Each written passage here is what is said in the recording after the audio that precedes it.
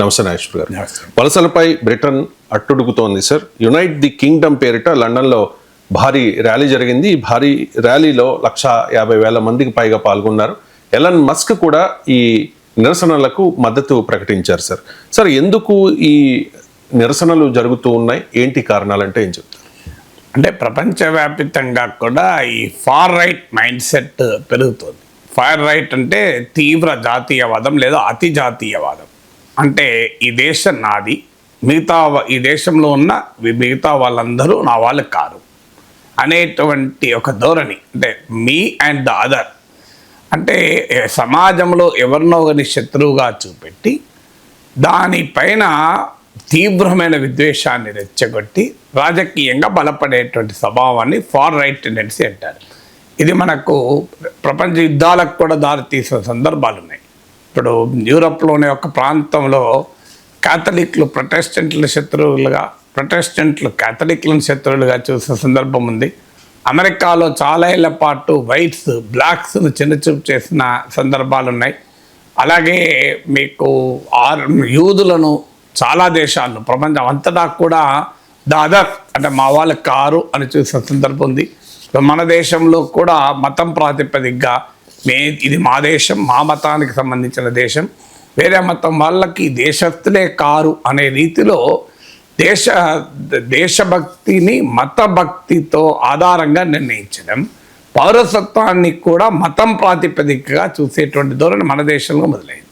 So ఇది ప్రపంచమంతటా ఈ ట్రెండ్ కనబడుతుంది. ఈ ట్రెండ్ ఎంత విచిత్రంగా ఉందంటే, ఇప్పుడు డొనాల్డ్ ట్రంప్ అమెరికా ఫాస్ట్ బయట వాళ్ళు అంటారు. ఆయన ఇమిగ్రెంట్. విచిత్రం ఏంటంటే ఆయన తాత జర్మనీ నుంచి వచ్చాడు. సో ఒక ఇమిగ్రెంట్ గ్రాండ్ సన్ అయి ఆయన ఏమంటున్నాడు, ఇమిగ్రెంట్లు అంతా పోవాలంటాడు. అంటే వాళ్ళ ఉద్దేశంలో వైట్ స్కిన్ ఇమిగ్రెంట్ అయితే ప్రాబ్లం లేదు, నాన్ వైట్ స్కిన్ అంటే ఇమిగ్రెంట్ అందరూ కూడా ఇమిగ్రెంట్లే. మరి అమెరికా దేశమే ఇమిగ్రెంట్ల దేశం కదా. నేటివ్ అమెరికన్ పరిస్థితి ఏంటి? వాళ్ళు చాలా హారిబుల్గా ఉన్నారు. ఇలా వైట్స్ వెళ్ళి ఆస్ట్రేలియా నుంచి అమెరికా వరకు నేటివ్ పాపులేషన్ అసలు లేకుండా చేసి పడేశారు కదా. వాళ్ళే పెద్ద ఇమిగ్రెంట్లు. ఇప్పుడు మీకు ఇలాన్ మస్క్ నిన్న బ్రిటన్ యాంటీ ఇమిగ్రేషన్ ర్యాలీలో మాట్లాడతాడు. సో మనము మీరు హింసకు పాల్పడడం లేదు, కానీ మీపైనే హింస వస్తుంటే ఫైట్ చేయాలంటాడు. ఈయన H1B వీసా మీద అమెరికాకి వెళ్ళిన ఇమిగ్రెంట్. విచిత్రం ఏంటంటే సౌత్ ఆఫ్రికా నుంచి అమెరికాకు వెళ్ళిన ఇమిగ్రెంట్. అసలు సౌత్ ఆఫ్రికాలోనే ఇమిగ్రెంట్ మొదలు, అక్కడ నుంచి అమెరికాకి వచ్చిన ఇమిగ్రెంట్లు. అంటే 10 ఏళ్ల కింద వచ్చారా, 1 ఇయర్ కింద వచ్చారా, 100 ఇయర్స్ కింద వచ్చారా, 400 ఇయర్స్ కింద వచ్చారా అనేది తేడా తప్ప అందరూ ఇమిగ్రెంట్లే. కానీ ఈ ధోరణిని ఉపయోగించుకోవడం అనేది ఫార్ రైట్ టెండెన్సీ యొక్క క్యారెక్టర్. ఇప్పుడు ఇటీవల కాలంలో వీళ్ళు ఎలక్టోరల్గా కూడా బలపడుతున్నారు. ఇప్పుడు అమెరికాలో make American great again lobby, Trump రూపంలో నయా రిపబ్లికన్, ఇటీవల హత్య గురైన చార్లీ కిర్క్, ఇదంతా ఒక సెక్షన్. మీకు జర్మనీలో క్రిస్టియన్ డెమోక్రట్లు సోషల్ డెమోక్రట్ల మధ్యనే జర్మనీ రాజకీయం ఉంటూ వచ్చింది. థర్డ్ పార్టీగా యూకేలో లిబరల్ డెమోక్రట్లు, జర్మనీలో గ్రీన్ పార్టీలు ముందుకొచ్చాయి. కానీ ఇప్పుడు ఆల్టర్నేట్ ఫర్ జర్మనీ అని చెప్పి ఈ ఫార్ రైట్ గ్రూప్ ఇటీవల ఎన్నికల్లో ప్రధాన ప్రతిపక్ష స్థాయికి ఎమర్జ్ అయింది, లీడింగ్ విన్నర్గా ముందుకొచ్చింది. సో అలాగే మీకు ఫ్రాన్స్లో కూడా ఫార్ రైట్ టెండెన్సీ వాళ్ళ ప్రెసిడెంట్ మ్యాక్రాన్కి ఒక సవాల్గా మారారు. సో ఇలా చాలా దేశాల్లో ఈ ఫార్ రైట్ పొలిటికల్ టెండెన్సీకి బాగా రాజకీయపరమైన ఊపొచ్చింది. కారణం ఏంటంటే వాళ్ళకి కదా ఓట్ బ్యాంక్. ఇప్పుడు ట్రంప్కి ఎలాగైతే వైట్ రేసిస్టులు ఓట్ బ్యాంకో ఇలా ఓట్ బ్యాంకులుగా వాడుకుంటూ ఉంటారు. అది మీకు ఈ ఫార్ రైట్ యొక్క పొలిటికల్ క్యారెక్టర్ అది. సో వాళ్ళు ఏం చెప్తున్నారు అంటే ఒక గ్రేట్ రిప్లేస్మెంట్ థియరీ అంటారు.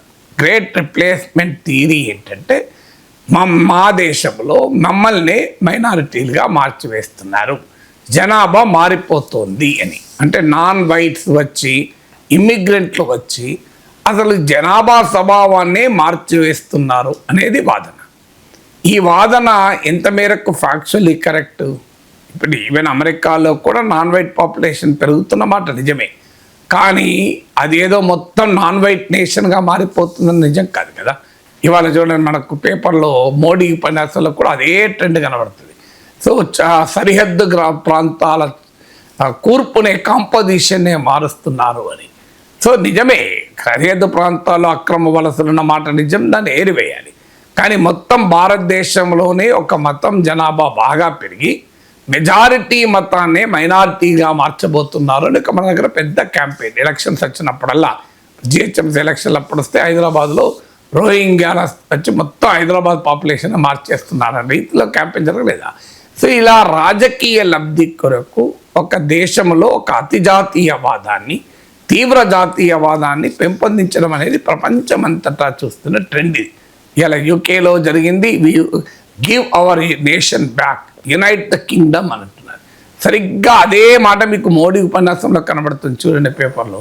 చొరబాటుదారులకు అండగా ప్రతిపక్షాలు ఉంటున్నాయి, వాళ్లకు నాకు మధ్య ఒక పోటీ జరుగుతోంది, మనమే గెలుస్తాం, దేశమే గెలుస్తుంది అని. అంటే తాము దేశం కొరకు పోరాడుతున్న మిగతా వాళ్ళంతా దేశద్రోహులు అని.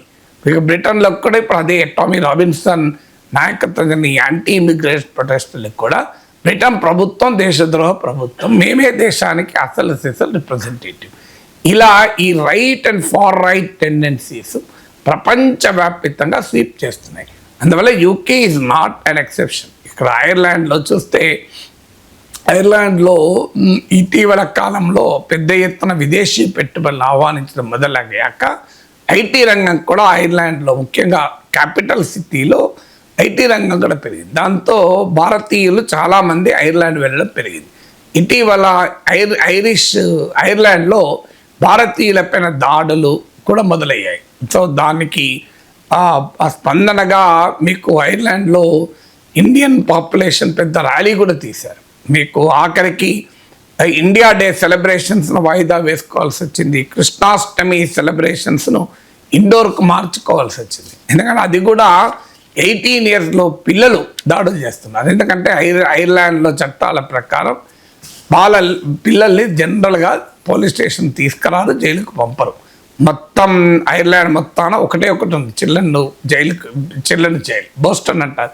అంటే నేరస్తులు, నేరం చేసిన వారికి ఉండేటువంటి కేంద్రం, సంరక్షణ కేంద్రంగా పిలుస్తారు. సో అందువల్ల వారు ప్రధానంగా దాడులు చేస్తున్నారు. సో అందువల్ల ఈ trend is a global phenomena of anti immigrant far right tendency అనేది గ్లోబల్ ఫినామినాగా వస్తుంది. అది UK is not an exception to it. రెండవది ఏంటంటే, యూకేకి వచ్చే వరకు మనకు ఈ మైగ్రేషన్ యొక్క ప్రాబ్లం కూడా అర్థం కావాలి. మైగ్రేషన్లో 3 రకాల మైగ్రేషన్లు ఉంటున్నాయి.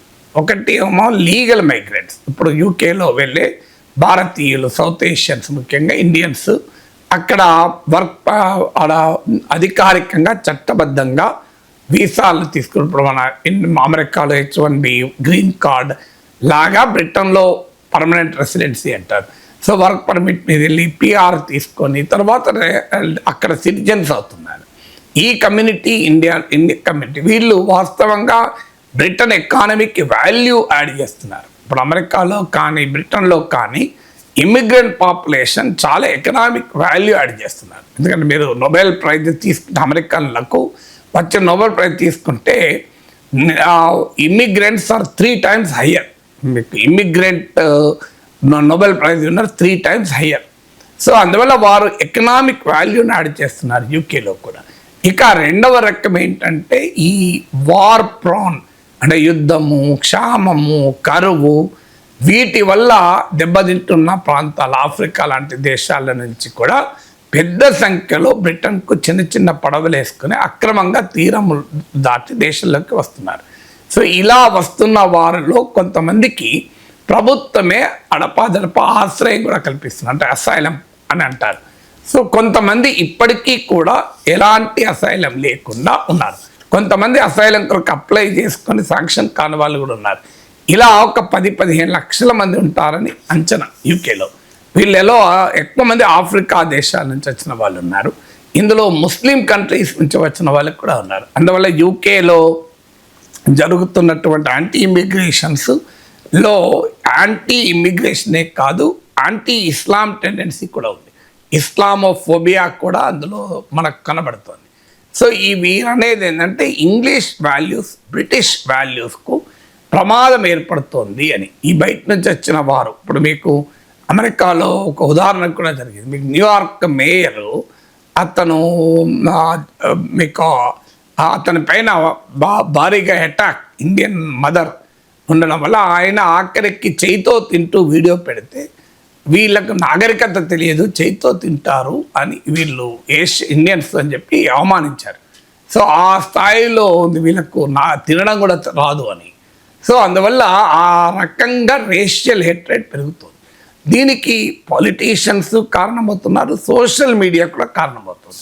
సోషల్ మీడియా వచ్చాక ఈ విద్వేష పరమైన వార్తల్ని, పచ్చి అబద్ధాలు, ఇప్పుడు మన దేశంలో కూడా ఈ గ్రేట్ రిప్లేస్మెంట్ థియరీ సేమ్ అక్కడ ఇక్కడ తేడా ఏముండదు. మీకు చూడండి, ఇక్కడ కూడా ఫలానా మొత్తం వారి జనాభా పెరిగిపోతుంది, మనమే మన దేశంలో మన గడ్డ పైన మనమే మైనారిటీలుగా మారిపోతున్నారు అని అంటారు. ఇది జస్ట్ నాట్ పాసిబుల్ స్టాటిస్టికలీ. ఇంకా 100 ఏళ్ళకు కూడా సాధ్యం కాదు. ఇప్పుడున్న పాపులేషన్ గ్రోత్ రేట్స్ ప్రకారం అనాలిసిస్ చేసినా ఇంకా 100 ఏళ్ళకు కూడా జరగదు. కానీ అది రేపు పొద్దున్నే జరుగుతున్నట్లుగా ఒక వాతావరణాన్ని వాట్సాప్ యూనివర్సిటీలో కల్పిస్తూ ఉంటారు. సిమిలర్ టెండెన్సీ ఇది ప్రపంచవ్యాప్తంగా ఉంది. అందువల్ల మా స్థానిక జనాభా తగ్గిపోతుంది, బయట నుంచి వచ్చిన వారు పెరుగుతున్నారు అనేది ఈ గ్రేట్ రిప్లేస్మెంట్ థియరీ. ఈ గ్రేట్ రిప్లేస్మెంట్ థియరీని సోషల్ మీడియా ద్వారా పెద్ద ఎత్తున ప్రచారాన్ని కలిగిస్తున్నారు. ఇప్పుడు ఉదాహరణకు అమెరికాలో ఒక సిటీలో జరిగింది చెప్తాను. మన వాళ్ళు, ముఖ్యంగా తెలుగు వాళ్ళు కూడా ఈ వినాయక నవరాత్రి ఉత్సవాలు పెద్ద ఎత్తున జరుపుకున్నారు. ఇప్పుడు హైదరాబాద్లో జరిపినట్టే ప్రొసెషన్స్, దాని నిమజ్జన కార్యక్రమాలు జరిపారు. సహజంగానే ఇక్కడ ఉన్నటువంటి వైట్ అమెరికన్స్కు ఇది వింతగా కనబడమే కాకు చిరాకు కూడా కనబడుతుంది. సౌండ్, ఈ హడావడి అని, ఎందుకంటే బాగా ప్రైవసీ జీవితం గడిపేవారు. సో మీకు ఆ సిటీలో జరిగింది ఏంటి, ఈ ఎప్పుడైతే ఈ రకమైన హడావుడి మన వాళ్ళు చేశారో అక్కడ ఒక సిటీలోని కాఫీ షాప్ అతను, అంటే non Indian white American coffee shop అతను, వాట్ ఈస్ దిస్, ఇదేం అరాచకత్వం, ఇదేం అల్లరి, ఇదేం గొడవ అని చెప్పి ఒక పోస్ట్ పెట్టాడు. దాంతో ఆ కాఫీ షాప్ను రివ్యూస్ మన వాళ్ళు కౌంటర్గా కాఫీ షాప్ పైన నెగిటివ్ రివ్యూస్ రాయడం మొదలుపెట్టారు. పెద్ద ఎత్తున అటాక్ చేశారు ఆన్లైన్లో. దాంతో వాళ్ళు కూడా మొదలుపెట్టారు వైట్ అమెరికన్, అసలు మా కమ్యూనిటీలో వీళ్ళు ఎక్కువయ్యారు, మా కమ్యూనిటీలో వీళ్ళు ఎక్కువయ్యారో పెట్టారు. ఇప్పుడు ఈ పరిస్థితి ఏంటంటే ఒక రకమైన ఉద్రిక్తత నెలకొంది. అంటే బయట మనమైనా ఏ రకంగా బాధ్యతారహితంగా ఉంటే, ఇప్పుడు అక్కడ మన స్థాయి ఏంటి, బిడ్డలాస నగరం ఉందనుకోండి, బాలకృష్ణ సినిమా అంటే ఒక పెద్ద ప్రొసెషన్ ఆఫ్ కార్స్. ఇది ఈ అమెరికన్ కల్చర్కి ఇది ఒక విచిత్రం. ఒక హాలీవుడ్ సినిమా వచ్చిన వాళ్ళు ఏమట్లా రియాక్ట్ కారు. సో ఈ ట్రెండ్ వల్ల ఏమవుతుంది అంటే కల్చరల్ ఎజోమని మా పైన సాంస్కృతిక ఆధిపత్యాన్ని కలగజేస్తున్నారని. ఈవెన్ టుడే అమెరికాలో కూడా మీ స్కూల్స్లో కూడా అడగండి మన పిల్లల్ని, స్కూల్లో వైట్స్, ఇండియన్స్, బ్లాక్స్ అంతా కలుస్తారు. కానీ మళ్ళీ ఇంట్లో ఫ్రెండ్షిప్ వచ్చి ఇంటికి రావడము, పోవడము, స్లీప్ ఓవర్ అనే కల్చర్ ఉంటుంది. అంటే మన బిడ్డ ఆ ఫ్రెండ్ వాళ్ళ ఇంటికి వెళ్ళి ఆ రాత్రి అక్కడే ఉండి తెల్లారి మార్నింగ్ వస్తారు, స్లీప్ ఓవర్ అంటారు. సో ఇలా అంత క్లోజ్నెస్ ఉంటుంది. కానీ మళ్ళీ అక్కడికి వచ్చేవరకైతే ఇంటికి వచ్చి పేరెంటల్ లెవెల్లో రిలేషన్స్ అంటే మళ్ళీ ఇండియనే, తెలుగే, కొంతమేరకు ఇండియన్. కానీ వైట్ వీళ్ళకి వాళ్ళు వచ్చి మన ఇంటికి వచ్చి మన పిల్లలతో ఆడుకోవడం, మన పిల్లలపై వాళ్ళంటే పిల్లలు ఆడుకోవడం చాలా తక్కువ ఈవెన్ టుడే. అంటే ఇన్నేళ్ళ తర్వాత కూడా కల్చరల్ అసిమిలేషన్ జరగడం లేదు. మన వాళ్ళు కూడా చూడండి, ఇప్పుడు అమెరికాలో ఉన్న తెలుగు వాళ్ళకి కూడా వచ్చి మళ్ళీ ఎక్కడొచ్చి మన కరీంనగర్ జిల్లాలో, కృష్ణా, గుంటూరు జిల్లాలో అభివృద్ధి కార్యక్రమాలు చేస్తారు. మన అమెరికాకి వచ్చాం, అమెరికా గడ్డపైన లాభపడ్డాం, అమెరికా గడ్డపైన సంపాదించుకుంటున్నాం, మాతృభూమి అయిన భారతదేశానికి పంపుదాం. కానీ అదే సమయంలో ఇక్కడ కూడా ఆ పక్కనే ఉన్న నల్ల జాతీయుల కొరకు, ఆ పక్కనే ఉన్న పూర్ వైట్ అమెరికన్స్ కొరకు మనం కాస్త సేవా కార్యక్రమాలు చేస్తాం అనేవాళ్ళు చాలా తక్కువ. సో మనకు చంద్రబాబు నాయుడు నాకు ఇప్పటికి గుర్తు, హైదరాబాద్ జన్మభూమి కార్యక్రమాన్ని పిలిపించాడు. చాలా గొప్ప కార్యక్రమం, అంటే నీవు పుట్టిన ఊరికి చేయండి అని. జన్మభూమి అనే కార్యక్రమం వచ్చినప్పుడు హైదరాబాద్ నగరంలో ఉండేవారు కూడా వెళ్ళి కృష్ణా జిల్లాలో, గుంటూరు జిల్లాలో కార్యక్రమాలు ఇచ్చారు, కానీ పక్కన బంజారాహిల్స్లో చేయలేదు.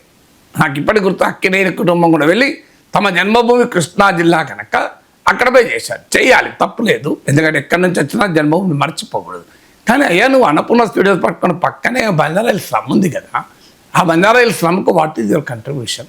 ఈ గడ్డపైన పుట్టావు, ఈ గడ్డపైన సంపాదించావు కదా, ఈ గడ్డపైన నీకు 100 కోట్ల ఆస్తులు ఉన్నాయి కదా, మరి నువ్వు ఇక్కడ ఉన్నప్పుడు నువ్వు పుట్టిన గ్రామానికి చేయి తప్పలేదు, కానీ నువ్వు దీనికి కూడా చేయాలి కదా. మీరు ఎక్కడ పేపర్లలో చూసారా? మీకు జన్మభూమి అనే కార్యక్రమం వచ్చినప్పుడు మళ్ళీ వెళ్ళి కృష్ణా గుంటూరు జిల్లాలో చేసుకున్నారు. అక్కడ చేయడం అవసరం కూడా, తప్పదు ఎలాంటిది కాదు. కానీ పక్కనున్న బంజారా హిల్స్ స్లమ్ పైన నీకు ఎందుకు దృష్టి పడదు? ఇది జనరల్గానే తెలంగాణలో ఆ రోజుల్లో మీకు చూడండి, తెలంగాణ వాదం పెరగడానికి కూడా కారణమైంది. అంటే మీరు తెలంగాణలో లాభం పొందుతారు, సంపాదిస్తారు, కోట్లు సంపాదిస్తారు, మళ్ళీ మీరు ఇక్కడ మాత్రం పక్కవాడికి చేయక మళ్ళీ అక్కడే పోయి చేస్తారా అనే ఆరోపణ ఎందుకు వచ్చింది? అంటే ఈ రకమైన విద్వేషాన్ని రెచ్చగొడుతూ ఉంటే మరి జనం ఎందుకు ఊరుకుంటారు? ఇప్పుడు నా విశ్లేషణలకు కూడా నువ్వు తెలంగాణడివి, ఆంధ్రప్రదేశ్ గురించి ఎందుకు మాట్లాడతావని కొంతమంది కామెంట్లు పెడుతుంటారు. నన్నే చాలామంది అడిగారు, సార్ మీరు ఒక్క మాట పిలిపివ్వండి, 1000 మంది వచ్చి మేము కూడా వాళ్ళ దగ్గరికి వెళ్తామని మీరు హైదరాబాద్లో ఎందుకున్నారు అని అన్నాను. నేనే అన్నాను, అది పద్ధతి కాదయ్యా, ఎవడో పిచ్చి వ్యాఖ్యలు చేస్తే మీరు అలా అనుకుంటే ఎట్లా? నేను మొన్న విజయనగరం వెళ్ళాను, ఇంత అపూర్వమైన ఆధారం అక్కడ చూస్తే నాకు ఆనందం వేసింది. 100,000 మంది వచ్చి కలిశారు, మాట్లాడారు. సో అందువల్ల ఈ విద్వేషము 1-2% వాళ్ళకి, 98% వరకు ఆ విద్వేషం ఉండదు. నేను తెలంగాణ నుంచే వచ్చినండి కదా, విజయనగరంలో నాకేమి ప్రేమాభిమానాల కొరతే లేదు కదా. విశాఖ ఎయిర్పోర్ట్లో 10 మంది వచ్చి సెల్ఫీలు తీసుకున్నారు, వాళ్ళంతా మరి అక్కడ వాళ్ళే కదా, ఏం పేదవాళ్ళకి లేదు. ఇది ప్రజల్లో ఉన్నది కాదు, కొద్ది మందిలో వాళ్ళ రాజకీయ అవసరాల కొరకు అలా రెచ్చగొడుతుంటారు. నాగేశ్వర్ అడిగే ప్రశ్నలకు ఆన్సర్ లేకపోతే ఏం చేయాలి? నువ్వు తెలంగాణ అడివి, నువ్వేందుకు మాట్లాడుతున్నట్టారు. వాళ్ళని ఇక్కడ వ్యాపారాలు చేసుకోవచ్చు, ఆస్తులు సంపాదించుకోవచ్చు, వాళ్ళ ఇల్లు కూడా ఇక్కడే ఉండొచ్చు, వీకెండ్లో వచ్చి ఇక్కడే గడపచ్చు. అక్కడ ప్రభుత్వాలు ఉన్నా ప్రతిపక్షాలు ఉన్నా, ఇక్కడ మాత్రం అన్నీ వాళ్ళు మరి వీకెండ్ వచ్చి వాళ్ళు హైదరాబాద్లో వచ్చి ఉంటారు. కానీ హైదరాబాద్లో ఉన్న నాగేశ్వర్ అంటాడు ఆంధ్రప్రదేశ్తో మాట్లాడద్దు. చూడండి ఇది. సో ఇలా ఎక్కడికక్కడికి విద్వేషాన్ని రెచ్చగొట్టడం వల్ల వస్తున్న సమస్య ఇది. అందువల్ల ఈ విద్వేషం సమాజానికి మంచిది కాదు. ఎవరైనా నిజంగానే అక్రమ వలసదారులున్నా, అక్రమ చొరబాటుదారులున్నా ఎట్టి పరిస్థితుల్లో అంగీకరించలేదు. ఈ ఒక దేశంలో పౌరులందరూ అదేశస్తులే. అదే బ్రిటన్లో రిషి సునక్ను ప్రైమ్ మినిస్టర్ చేయలేదా?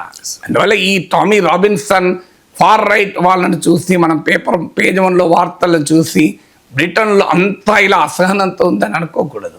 అదే అసహనంతో ఉంటే రిషి సునక్ ప్రైమ్ మినిస్టర్ కాడు కదా. Indian origin, practising Hindu. ఇప్పుడు భారతదేశంలో కూడా ఒక ముస్లిం ప్రధానమంత్రి కావడం అంత ఈజీ కాదు. ముస్లిం రాష్ట్రపతి కాగలుగుతాడు, ప్రైమ్ మినిస్టర్ కావడం అంత ఈజీ కాదు. ఒక ముస్లిం చీఫ్ మినిస్టర్ కావడం కూడా అంత ఈజీ కాదు, జమ్మూ కాశ్మీర్ మినహా. మీరు ఎక్కడైనా అయ్యారో చూడండి, మీరు వెరీ ఇంపాసిబుల్, ఆల్మోస్ట్ ఇంపాసిబుల్ భారతదేశంలోనే. మరి మీకు బ్రిటన్లో ఒక ప్రాక్టీసింగ్ హిందూ, 99% క్రిస్టియన్ కంట్రీలో ఒక Indian origin Rashid prime minister అయ్యారు కదా. ఆ దేశం ఆయనను ప్రేమించింది, అవకాశం ఇచ్చింది కదా. మనం ఎందుకు అదే దేశంలో జరుగుతున్న ఈ ఫార్ రైట్ టెండెన్సీని చూసి మనం ఎందుకు ఆ దేశం పైన చెడ్డ అభిప్రాయాన్ని కలిగి ఉండాలి? ఇదే అమెరికాలో మీకు ఇండియన్ ఆరిజిన్ వాళ్ళు సెనేటర్లు అవుతున్నారు, పార్లమెంట్ మెంబర్స్ అవుతున్నారు, గవర్నర్స్ అవుతున్నారు. అక్కడికి అమెరికా రాష్ట్రపతి పదవికే పోటీ చేశారు కదా కమలా హ్యారిస్. ఇవాళ మన ఉషా చిలుకుని, మన తెలుగు అమ్మాయిని అమెరికా గౌరవించడం లేదా? అందువల్ల ఈ ట్రెండ్ సమాజంలో అందుకే నేను విజయనగరం పోతే అనుభవం నుంచి మొదలుకొని మీకు అమెరికా, యూకే ఎగ్జాంపుల్స్ కూడా చెప్పాను. ఇది కొద్ది మందికి ఉండే విపరీత ధోరణి, రాజకీయ అవసరాల కొరకు పెంచుతున్న ధోరణి తప్ప ప్రజల దృష్టిని మళ్లించటానికి, ప్రజలలో విద్వేషం ఆధారంగానే రాజకీయ పెట్టుబడిగా మార్చుకొని కొద్దిమంది పని. ఇది మొత్తం ఆ దేశాన్ని మన అసహనంతో రగిలిపోతుంది అని అనుకోకూడదు. అది అమెరికా అయినా బ్రిటన్ అయినా ఇప్పటికీ ఆ దేశాలు డైవర్సిటీని గౌరవిస్తున్నాయి. లేకపోతే మన వాళ్ళు ఇంతమంది ఎందుకు పోయి ఉంటారు? అయితే ఇక్కడ నుంచి వెళ్ళిన వాళ్ళకు కూడా గుర్తుపెట్టుకోవాల్సింది అంటే, మనం ఏ సమాజంలో బతుకుతున్నాం. జన్మభూమి, కర్మభూమి అంటారు. జన్మభూమి రుణం తీర్చుకోవాల్సిందే, కర్మభూమికి కూడా కంట్రిబ్యూషన్ చేయాల్సిందే. నేను ఆదిలాబాద్ జిల్లా నుంచి హైదరాబాద్ వచ్చాను. నేను హైదరాబాద్ గురించి ఆలోచించాలి, నన్ను ఎమ్మెల్సీ చేసిన మహబూబ్నగర్ రంగారెడ్డి గురించి ఆలోచించాలి. నేను ఆదిలాబాద్ గురించి ఆలోచించడం తప్పు కాదు కదా. అలా అని చెప్పి ఆదిలాబాద్ నుంచి మర్చిపోమని కాదు. అందువల్ల నీకు జన్మభూమి, కర్మభూమి అని అంటారే, అందువల్ల జన్మభూమి పట్ల గ్రాటిట్యూడ్ ఉండాల్సిందే. కానీ కర్మభూమి not at the cost of karmabhoomi. మన వాళ్ళకి కూడా అక్కడ ప్రజల్ని ప్రేమించాలి, అక్కడ సంస్కృతిని ప్రేమించాలి. అక్కడ ఈ విలువలను ప్రేమించాలి, అక్కడ ఆహార అలవాట్లను అభిమానించాలి, అందులో ఆ సాంస్కృతిక జీవనంలో మనం భాగస్వాములు కావాలి. కాకపోతే ఏమవుతుంది, ఈ రకమైన ట్రెండ్ కలుగుతుంది. ఇప్పుడు మన దగ్గర చూడు మార్వాడి గో బ్యాక్ అనేది, ఎందుకంటే వాళ్ళు రాజస్థాన్ నుంచి వచ్చి ఇక్కడ సంపాదించుకుంటారు, అని చేస్తారు, కానీ తెలుగులో మాట్లాడరు, తెలుగు పండుగలు చేసుకోరు, తెలుగు వంటకాలు ఆస్వాదించరు. దాంతో నీకు ఆటోమేటిక్గా ప్రజలు నీ మార్వాడి కల్చర్ను ప్రేమించు, అభిమానించు, దాన్ని గౌరవించు. కానీ ఇక్కడ తెలుగులో కూడా భాగస్వామి కావాలి కదా. ఎందుకు సంక్రాంతి పండుగ జరుపుకోవు, తెలుగు బిడ్డల పండుగ ఎందుకు బతుకమ్మ పండుగ జరుపుకోవు? నీకు ఎక్కడన్నా మార్వాడి కాలనీలో, నీకు ఎక్కడన్నా నార్త్ ఇండియన్ కాలనీలో బతుకమ్మ ఆడతారా? ఎందుకు ఆడరు? మరి దానికి ఆన్సర్ ఉండాలి కదా. అరే నువ్వు ఇక్కడ సంపాదించుకుంటున్నావు కదా. సో ఏమవుతుంది, నిజంగానే ఓకే నువ్వు మార్వాడి పండుగలు, గుజరాతీ పండుగలు జరుపుకో, గర్బా డాన్సులు చెయ్యి, అదే సమయంలో బతుకమ్మ పండుగ కూడా ఆడు. అక్కడ ప్రజలు ఆనందపడతారు కదా. ఇక్కడ ప్రజలు చూడు, గుజరాత్ నుంచో రాజస్థాన్ నుంచి వచ్చి ఇక్కడ మా భాష రాకపోయినా మా సంస్కృతిని ప్రేమిస్తున్నారని ప్రజలు ఆనందపడతారు కదా. అది చేయకపోతే ఏమొస్తుందండి, గ్యాప్ పెరుగుతుంది. ఆ గ్యాప్ను రాజకీయ నాయకులు వాడుకుంటుంటారు. ఇక ఆంధ్రప్రదేశ్లో ఇవాళ రేపు కలెక్టర్ల సమావేశం జరగబోతోంది సార్. ప్రభుత్వానికి అనుకూలంగా వైసీపీకి వ్యతిరేకంగా వార్తలు రాస్తుందన్న ఆరోపణలు ఉన్న ఒక పత్రికలో వచ్చిన వార్త సార్ ఇది. తీరు మారాలి అని చెప్పి ఐఏఎస్లు కలెక్టర్లు తీరు మార్చుకోవాలి అని చెప్పేసి. సో మీరు కూడా ప్రొఫెసర్ గారు చాలామంది ఐఏఎస్ ప్రొఫెషనర్లకు ట్రైనింగ్ ఇచ్చారు. సో కలెక్టర్లు తీరు మారాలంటారా? అంటే మీరేమి పేరు చెప్పకుండా రహస్యం ఎందుకు కాదు, ఆంధ్రజ్యోతి కథలు మళ్ళీ చెప్పచ్చు, అభ్యంతరం ఉంది. సో ఆంధ్రజ్యోతి నన్ను ఈ మధ్య ఒక కామెంట్ పెట్టాడు, సార్ మీరు రాధాకృష్ణ తెలుగుదేశం ప్రభుత్వాన్ని ప్రశ్నించినప్పుడు మాత్రమే వ్యాఖ్యానిస్తున్నారు, బట్టప్పుడు మరి వ్యాఖ్యానించలేదు, బట్టప్పుడు ఏముంటుంది వ్యాఖ్యానం? ఇప్పుడు సాక్షిలో జగన్ను పొగుడుకుంటూ రాస్తే దాని విశ్లేషణ ఏముంటుంది? జగన్ను ప్రశ్నిస్తూ రాసింది అనుకోండి సాక్షిలో, డెఫినెట్గా విశ్లేషణ ఉంటుంది. అందువల్ల వైసీపీ అనుకూల పత్రికలో చంద్రబాబు నాయుడుని తిట్టుకుంటూ వార్త రాస్తుంటే విశ్లేషణ ఏముంటుంది? వాళ్ళ పనే అది కదా రోజు. కానీ సాక్షిలో కూడా చంద్రబాబు నాయుడుని అనుకూలంగా రాసింది అనుకోండి, చంద్రబాబు నాయుడు పలానా పని చాలా బాగా చేస్తున్నాడు అని రాశాను అనుకోండి, అది చర్చనీయాంశం అవుతుంది. అందుకే ఆంధ్రజ్యోతి కథనానికి ప్రాధాన్యత ఏంటంటే, ఆంధ్రజ్యోతి వైసీపీ అనుకూల పత్రిక అని మనం ఆరోపించలేము, అట్లీస్ట్ జగన్ అనుకూల పత్రిక అని అనలేము. అలాంటి ఆంధ్రజ్యోతిలో కూడా కథనం వస్తే దాని క్రెడిబిలిటీ చాలా ఎక్కువ ఉంటుంది. ఇప్పుడు సాక్షిలో వచ్చిందనుకోండి ఇదే వార్త, జీరో క్రెడిబిలిటీ. ఎందుకంటే సాక్షి వాళ్ళు ఉన్నది లేనిది వాళ్ళ రోజు పని చంద్రబాబు నాయుడుకు వ్యతిరేకంగా వండి వార్చడమే కదా వాళ్ళ పని. సో అందువల్ల it doesn't make any news sense కదా. న్యూస్ సెన్స్ ఏమవుతుంది, ఆంధ్రజ్యోతిలో తెలుగుదేశం ప్రభుత్వ పనితీరు పైన వస్తే ఇట్ మేక్ సెన్స్. ఎందుకంటే ఆంధ్రజ్యోతి కథనానికి ఆ క్రెడిబిలిటీ ఉంటుంది, విశ్వసనీయత ఉంటుంది. సో ఆ విశ్వసనీయత రీత్యా కూడా మనం విశ్లేషిస్తాం, లేకపోతే ఆంధ్రజ్యోతిలో వచ్చింది ఎందుకు మాట్లాడతాం? అందువల్ల ఈ వార్తలో చూశాను నేను, ఇవాళ రేపు కలెక్టర్ల సమావేశం జరుగుతోంది. కలెక్టర్ అనే వ్యక్తి ఒక ఇండియన్ అడ్మినిస్ట్రేటివ్ సర్వీసెస్ క్యారియర్లో మోస్ట్ ఎక్సైటింగ్ పీరియడ్ అదే. నేను ముస్సోరిలో మీరు అన్నట్లు నేషనల్ అకాడమీ ఆఫ్ అడ్మినిస్ట్రేషన్ ముస్సోరిలో ఐఏఎస్ల క్లాసులు చెప్పాను. ఈవెన్ మన దగ్గర కూడా Marri Channa Reddy institute of human resource డెవలప్మెంట్లో కూడా లేటెస్ట్ ప్రొబేషనర్లకు కూడా క్లాసులు చెప్తూ ఉంటాను. ఈవెన్ ఈ మధ్యలో తెలంగాణ కలెక్టర్ల ఎస్పీలకు కూడా క్లాసులు ఉన్నాయి. సో నా అనుభవంలో కూడా చూసింది ఏంటంటే, collector is the most exciting period. తర్వాత ఫీల్డ్ మీద అవకాశం ఉండదుగా. మళ్ళీ ఒక్కసారి రాజధానికి వస్తే నువ్వు సెక్రటరియట్ అవుతావు, ఫీల్డ్లో ఏం జరుగుతుంది అనేది ఉండదు. నాకు డైరెక్టర్ స్కూల్ ఎడ్యుకేషన్ చెప్పాడు, ఒకప్పుడు మూడేళ్ళుగా నేను ఒక్క స్కూల్ కూడా పోలే అన్నాడు. సో ఆ రకంగా ఉంటుంది ఫీల్డ్.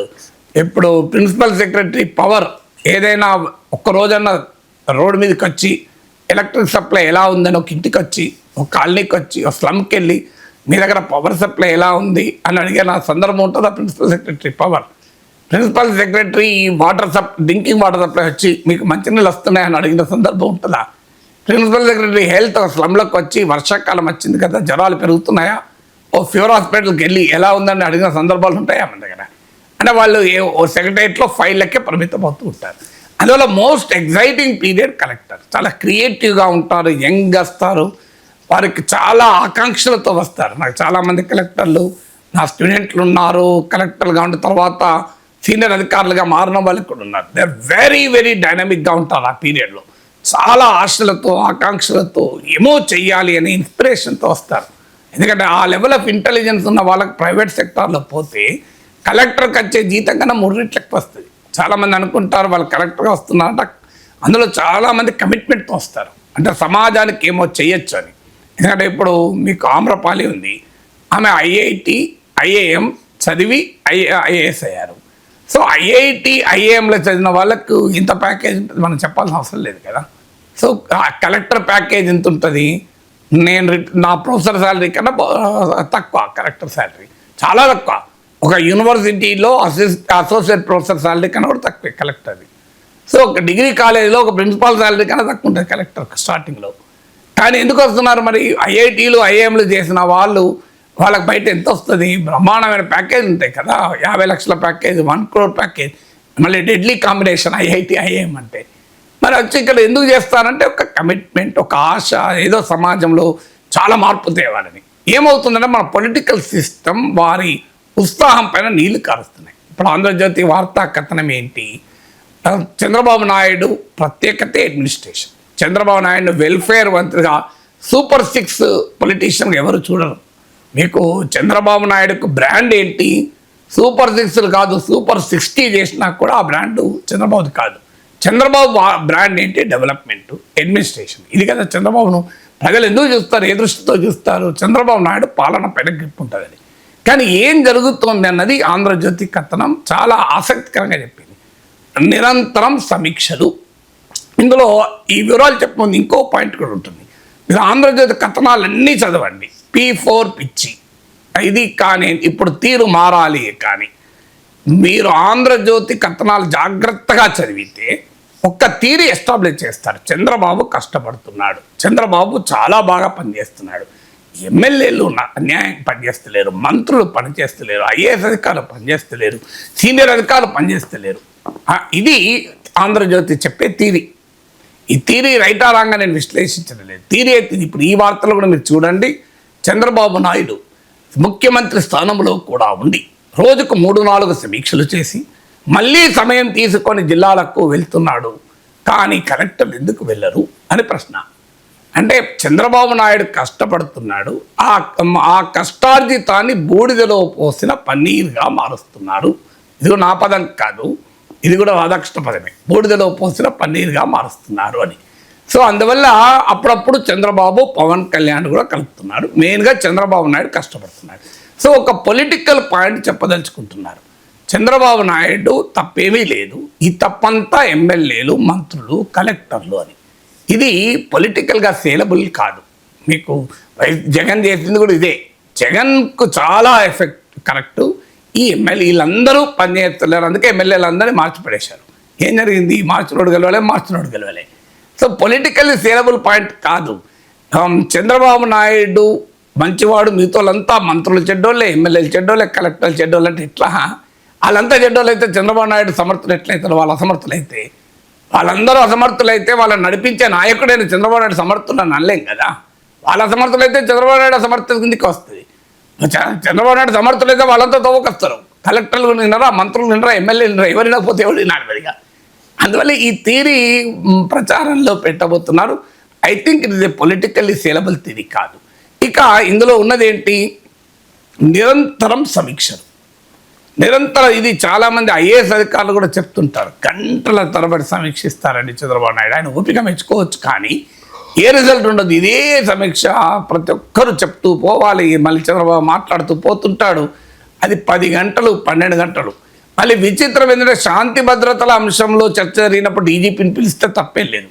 కానీ ప్రతిదానికి డీజీపీ ఉండాలి, చీఫ్ సెక్రటరీ ఉండాలి, అందరూ ఉండాలి, ప్రిన్సిపల్ సెక్రటరీ ఉండాలి, అందరూ ఉండాలి.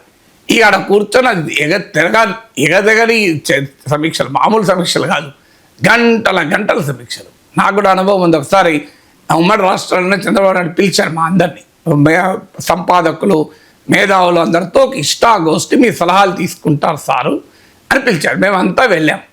వెళ్తే గంట పైన చంద్రబాబు నాయుడే మాట్లాడుతున్నాడు. ఇక మా దగ్గర కూడా వచ్చిన కొంతమంది సంపాదకులు ఉంటారు కదా, సార్ మీరు చాలా గొప్పవాళ్ళు సార్, మీరు ముఖ్యమంత్రి అయితే మాకు దొరుకుతారా సార్, ఇప్పుడేదో దొరికారు సార్ అని వాళ్ళు ఇదే సమయం అనుకొని మళ్ళీ రాదు ఇంత మంచి సమయం అని చంద్రబాబు నాయుడు మెప్పు పొందడానికి వాళ్ళ గోల. నేను 1 అవర్ చూసిన తర్వాత లేచి సార్ నాకు వేరే వర్క్ ఉంది సార్ దయచేసి నేను వెళ్తాను అన్నాడు. లేదండి నాగేశ్వర గారు కూర్చోండి మీరు చెప్పండి మీ అభిప్రాయాలు వినడానికే నేను పిలిచాను అన్నాడు. నేను మళ్ళీ ఒక నిమిషం మొదలు పెట్టాను, మళ్ళీ వెంటనే చంద్రబాబు నాయుడు అందుకొని కౌంటర్ చేస్తూ మళ్ళీ ఒక 15 నిమిషాలు మాట్లాడాడు. ఇక ఆ తర్వాత నేను మాట్లాడే సాహసం చేయలేదు, ఇలా తగిలినంత విని థ్యాంక్ యూ సార్ అని పచ్చేశాను. దీనివల్ల ఉపయోగం ఏంటి నాకు చెప్పండి. అంటే చాలామంది నాయకులకి చంద్రబాబు నాయుడుకే కాదు, మీరు చాలామంది నాయకులకి ఇదే లక్షణం ఉంటుంది, గంటల తరబడి మాట్లాడుతూనే ఉంటారు. ఇప్పుడు చంద్రబాబు నాయుడు విషయంలో కూడా జరుగుతున్నది అదే అని సమీక్షలు గంటల తరబడి చేస్తున్నారు. సమీక్షల తర్వాత నివేదికలు తెప్పించుకోవడం. చంద్రబాబు నాయుడు గొప్పతనం కూడా ఏంటంటే ఆయన ఇది డేటా డ్రివెన్, ఆ టెక్నాలజీ డేటా అంటే ఆయన చాలా ఇష్టం. సో అందువల్ల ఆ ల్యాప్టాప్లో టెక్నాలజీ డేటా డేటా డేటా ఇప్పుడు సీఎంఓల నుంచి రిపోర్ట్లు, చీఫ్ సెక్రటరీ నుంచి రిపోర్ట్లు, ప్రిన్సిపల్ సెక్రటరీ నుంచి రిపోర్ట్లు, ఎవరు ప్రభుత్వానికి సమస్య దృష్టికి తీసుకొస్తే సీఎం దగ్గరికి వస్తే చలో report, call for the report అంటే రిపోర్ట్. వీళ్ళ కలెక్టర్ల పని ఎట్లుంది అంటే ఆంధ్రజ్యోతి చెప్పేది కలర్ఫుల్ రిపోర్ట్లు ఇవ్వడానికే సరిపోతుంది. వాళ్ళ రోజువారి పని ఏంటంటే అందమైన నివేదికలు తయారు చేయడం. దాంతో ఏమవుతుంది, అందమైన నివేదికలో అభివృద్ధి ఉంటుంది, క్షేత్రస్థాయిలో ఉండదు. ఇప్పుడు అదే చెప్పారు, ప్రజాక్షేత్రములో అభివృద్ధి కనిపించడమే లేదు అన్నారు. ఎక్కడ ఇది అన్నది మళ్ళీ సాక్షి కాదు, ఆంధ్రజ్యోతి. ప్రజాక్షేత్రములో అభివృద్ధి కనబడించడం లేదు. అసలు జగన్మోహన్ రెడ్డి ఓటమికి కూటమి విజయానికి కారణమైన భూ సమస్యల పరిష్కారం విద్యగానే మిగిలింది. మీకు గుర్తుండదు పట్టాదారు పాస్బుక్లు, ఇక్కడే మనం మాట్లాడిందే వక్రీకరించి నా పైన పెద్ద అటాక్ చేశారు. నేనేదో జగన్ ఫోటో వేసుకోవడాన్ని సమర్థించినట్లు ఆ వీడియోలో నాకు ఇప్పటికి గుర్తు, స్పష్టంగా చెప్పాను జగన్ ఫోటో వేసుకోవడం తప్పు పాస్బుక్ పైన అని ఉదాహరణ చెప్తూ, మోడీ మరి వ్యాక్సిన్ సర్టిఫికెట్ మీద ఫోటో ఎందుకు వేసుకున్నారు దాన్ని అడగరేంటి. తప్పైతే 2 తప్పు, రైట్ అయితే 2 రైట్. నా దృష్టిలో రెండు తప్పే అన్న. జగన్ తప్పన మోడీ తప్పన్నాడు. ఎప్పుడైతే మోడీ వ్యాక్సిన్ సర్టిఫికేట్ చెప్పానో మోడీని ఏమీ అనలేక ఇక నా పైన మామూలు అటాక్ కాదు, నేనేదో జగన్ సమర్థించినట్లు. ఆ వీడియో ఇప్పటికీ యూట్యూబ్లో చూడండి, తప్పని క్లియర్గా అన్నాడు. తప్పు కానీ ఒకరు ఫోటో వేసుకుంటే రైటు, ఇంకొకరు ఫోటో వేసుకుంటే తప్పెట్లయితుంది. ఫోటో అంటూ వేసుకుంటే ఎవరైనా తప్పవుతుంది. అది చంద్రన్న కానుక పేరిట రేషన్ బ్యాగ్లపై కూడా చంద్రన్న ఫోటో వేసుకుంటే తప్పవుతుంది. కానీ ఎవరు ఎత్తే తప్పు, ఇంకోరు ఎత్తే రైట్ ఎట్లయితుంది. కానీ మీకు తెలుసు ఆ చట్టం పైన ఇక పెద్ద ఎత్తున క్యాంపెయిన్ చేసి మీ భూములు లాక్కుంటున్నా అని చెప్పారు.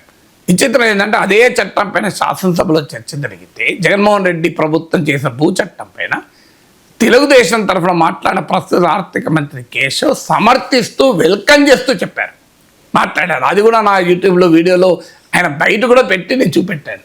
కానీ విచిత్రం రాజకీయ అవసరాలకు ప్రశాంత్ కిషోర్ లాంటి వాళ్ళు ఇచ్చిన సలహాల మేరకు దాన్ని ఒక ఆయుధంగా వాడి పెద్ద ఎత్తున దేశమంతా రాష్ట్రమంతా భయం క్రియేట్ చేశారు. విచిత్రం ఏంటంటే మోడీ చట్టం, అది జగన్ చట్టం కాదు. నరేంద్ర మోడీ ప్రభుత్వంలోని నీతి ఆయోగ్ ప్రతిపాదించిన చట్టం. ఇప్పటికీ కూడా మోడీ ప్రభుత్వం దాని అమలుకు ప్రయత్నం చేస్తుంది. కానీ దాని బలి మాత్రం జగన్మోహన్ రెడ్డి అయిపోయాడు. అలాంటి కీలకమైన భూ సమస్యల పరిష్కారం కూడా 15 నెలలైనా మిథ్యగానే మిగిలిపోయింది. చూడండి, ప్రజాక్షేత్రంలో అభివృద్ధి కనిపిస్తలేదు, భూ సమస్యలు మిథ్యగానే మిగిలిపోయాయి. ఎమ్మెల్యేలు బరి తెగిస్తున్నారు, దోచుకుంటున్నారు. ఇది కూడా ఆంధ్రజ్యోతి కథనమే కదా, పేదవన్ కథనం. ఎమ్మెల్యేలు దోచేస్తున్నారు. మరి ఏంటి, వాట్ ఈజ్ హ్యాపెనింగ్? P4 ఒక పిచ్చి, అదొక భ్రష్టు పట్టిస్తున్న ఐడియా. ఇక మరి వాట్ ఈజ్ హ్యాపెనింగ్? ఇవన్నీ ఆంధ్రజ్యోతి కథనాలు, మళ్ళీ ఎవరికి కావు. ఐఎమ్ ఓన్లీ కోటింగ్ ఆంధ్రజ్యోతి కథనాలు. నేను ఆంధ్రజ్యోతి కథనాలు డైలీ చదవండి. నేను ప్రతిరోజు ఆంధ్రప్రదేశ్ తెలుసుకోవాలంటే చదివే paper Andhra Jyothi. I recommend people to read Andhra Jyothi. ఎందుకంటే సాక్షిలో ఎలాగూ వాళ్ళు చంద్రబాబు నాయుడు అద్భుత అభివృద్ధి చేసినా వాళ్ళు చెప్పరు, దాని కండిషనే ఉంటారు. అందువల్ల దానికి క్రెడిబిలిటీ లేదు. సో చంద్రబాబు నాయుడు విషయంలో సాక్షికి ఏం క్రెడిబిలిటీ ఉంటుంది? సో అందువల్ల మీకు ఆంధ్రజ్యోతి కథనాల ఆధారంగా ఏం జరుగుతుంది అనేది ఆలోచించుకోవాలి కదా. ఇప్పుడు దానికి పరిష్కారం ఉండాలి కదా. ఈ నిరంతర సమీక్షలు, నివేదికలు, ప్రతి ఒక్క అంటే ముఖ్యమంత్రిని మెప్పించే రీతిలో కలర్ఫుల్ పవర్ పాయింట్ ప్రజెంటేషన్లకు ప్రయత్నం. ఇప్పుడు మా దగ్గర కూడా కొంతమంది టీచర్స్ ఉంటారు. సో వాళ్ళు పవర్ పాయింట్ అంటే ఏంటిది, అదొక టూల్. అంటే మనం సమర్థవంతంగా క్లాస్ చెప్పడానికి ఒక టూల్గా ఉపయోగపడాలి. వీళ్ళు ఏం చేస్తారు, క్లాస్ చెప్పరాని వాళ్ళు ఒక 20-30 పవర్ పాయింట్లు పట్టుకొస్తారు, స్లైడ్స్ పట్టుకొస్తారు. ఇక అది వేస్తారు, వేసి see what is news, definition of news see అంటాడు. What are the news values see అని ఇంకో స్లైడ్ వేస్తాడు. So why news is important ఇంకో స్లైడ్. వీడికి ఏం తెలియదు న్యూస్ అంటే, ఆ బుక్లోకి వెళ్ళి తీసి స్లైడ్ జోలు పట్టుకొని చేసి ఆ స్లైడ్లు చదువుతూనే ఉంటారు. ఇక అది అయిపోయింది, క్లాస్ అయిపోయింది. అంటే తమ అసమర్థతను కలర్ఫుల్గా చూపెట్టుకునేటువంటి ప్రయత్నం కూడా చేస్తుంటారు. అందువల్ల ఇప్పుడు కలెక్టర్ల పని ఏంటంటే ఆఫీస్లో కూర్చొని, సిస్టమ్ ముందు కూర్చొని, మంచి డిటిపి ఆపరేటర్లను, గ్రాఫిక్ డిజైన్ పెట్టుకొని బ్యూటిఫుల్గా అభివృద్ధి గణాంకాలను సృష్టి చేసి చేయడం ఎప్పుడు పని అయితే చెప్పండి. సో ఇది ఇప్పుడు కలెక్టర్ల పరిస్థితి. Let collectors actually work. ఎందుకంటే ఈ క్షేత్రస్థాయిలో జరుగుతున్నది పై స్థాయిలో తెలియకపోతే, హైదరాబాద్ ఇంటర్నెట్ షట్ డౌన్ మీదనే మాట్లాడారు, 1,00,000 మంది చూశారు. ఏంటది క్షేత్రస్థాయి పై అధికారుల నిర్ణయం, ఆఖరికి ఎండీలకు కూడా అధికారం ఉండదు. నేను అడిగితే ఏమన్నారు, సార్ బట్టి విక్రమార్క ఆఫీస్ నుంచి ఆదేశము అన్నీ కట్ చేయమనండి అని, మొత్తం వైర్లు కట్ చేస్తూ పోతాం. అది వైర్లు కట్ చేస్తే ఇంటర్నెట్ బంద్ అవుతుందయ్యా, ఇంటర్నెట్ ఫండమెంటల్ రైట్ అయ్యా అంటే మాకు తెలుసు సార్ కట్ చేయమన్నారు అంతే. అట్లెట్లుంటుంది అయ్యా అంటే నేను చెప్పాను కదా, మీరు చెప్పాను ఓఎస్డీతో మాట్లాడిన సురేందర్ రెడ్డితో, మీరు వాళ్ళు అడగండి అంటాడు. ఫండమెంటల్ రైట్ ప్రైవేట్ అని అడుగుతారా? ఇంటర్నెట్ ఈజ్ ఫండమెంటల్ రైట్ అని సుప్రీంకోర్టు కేసులన్నీ కోర్టు చేశాడు. ఇక Faheema Shirin versus state of Kerala high court తీర్పు, Amar Jain versus union of India supreme court case, Anuradha Bhasin versus union of India supreme court case. Internet is fundamental right అంటే ప్రభుత్వమే ఇంటర్నెట్ కనెక్షన్ కట్ చేస్తే మరి అది ఫండమెంటల్ రైట్ వయలేషన్ కదా, అది కూడా తెలియదు అధికారులకు. విచిత్రం ఏంటంటే అంటే ఫండమెంటల్ రైట్స్ ఏంటో కూడా తెలియదు.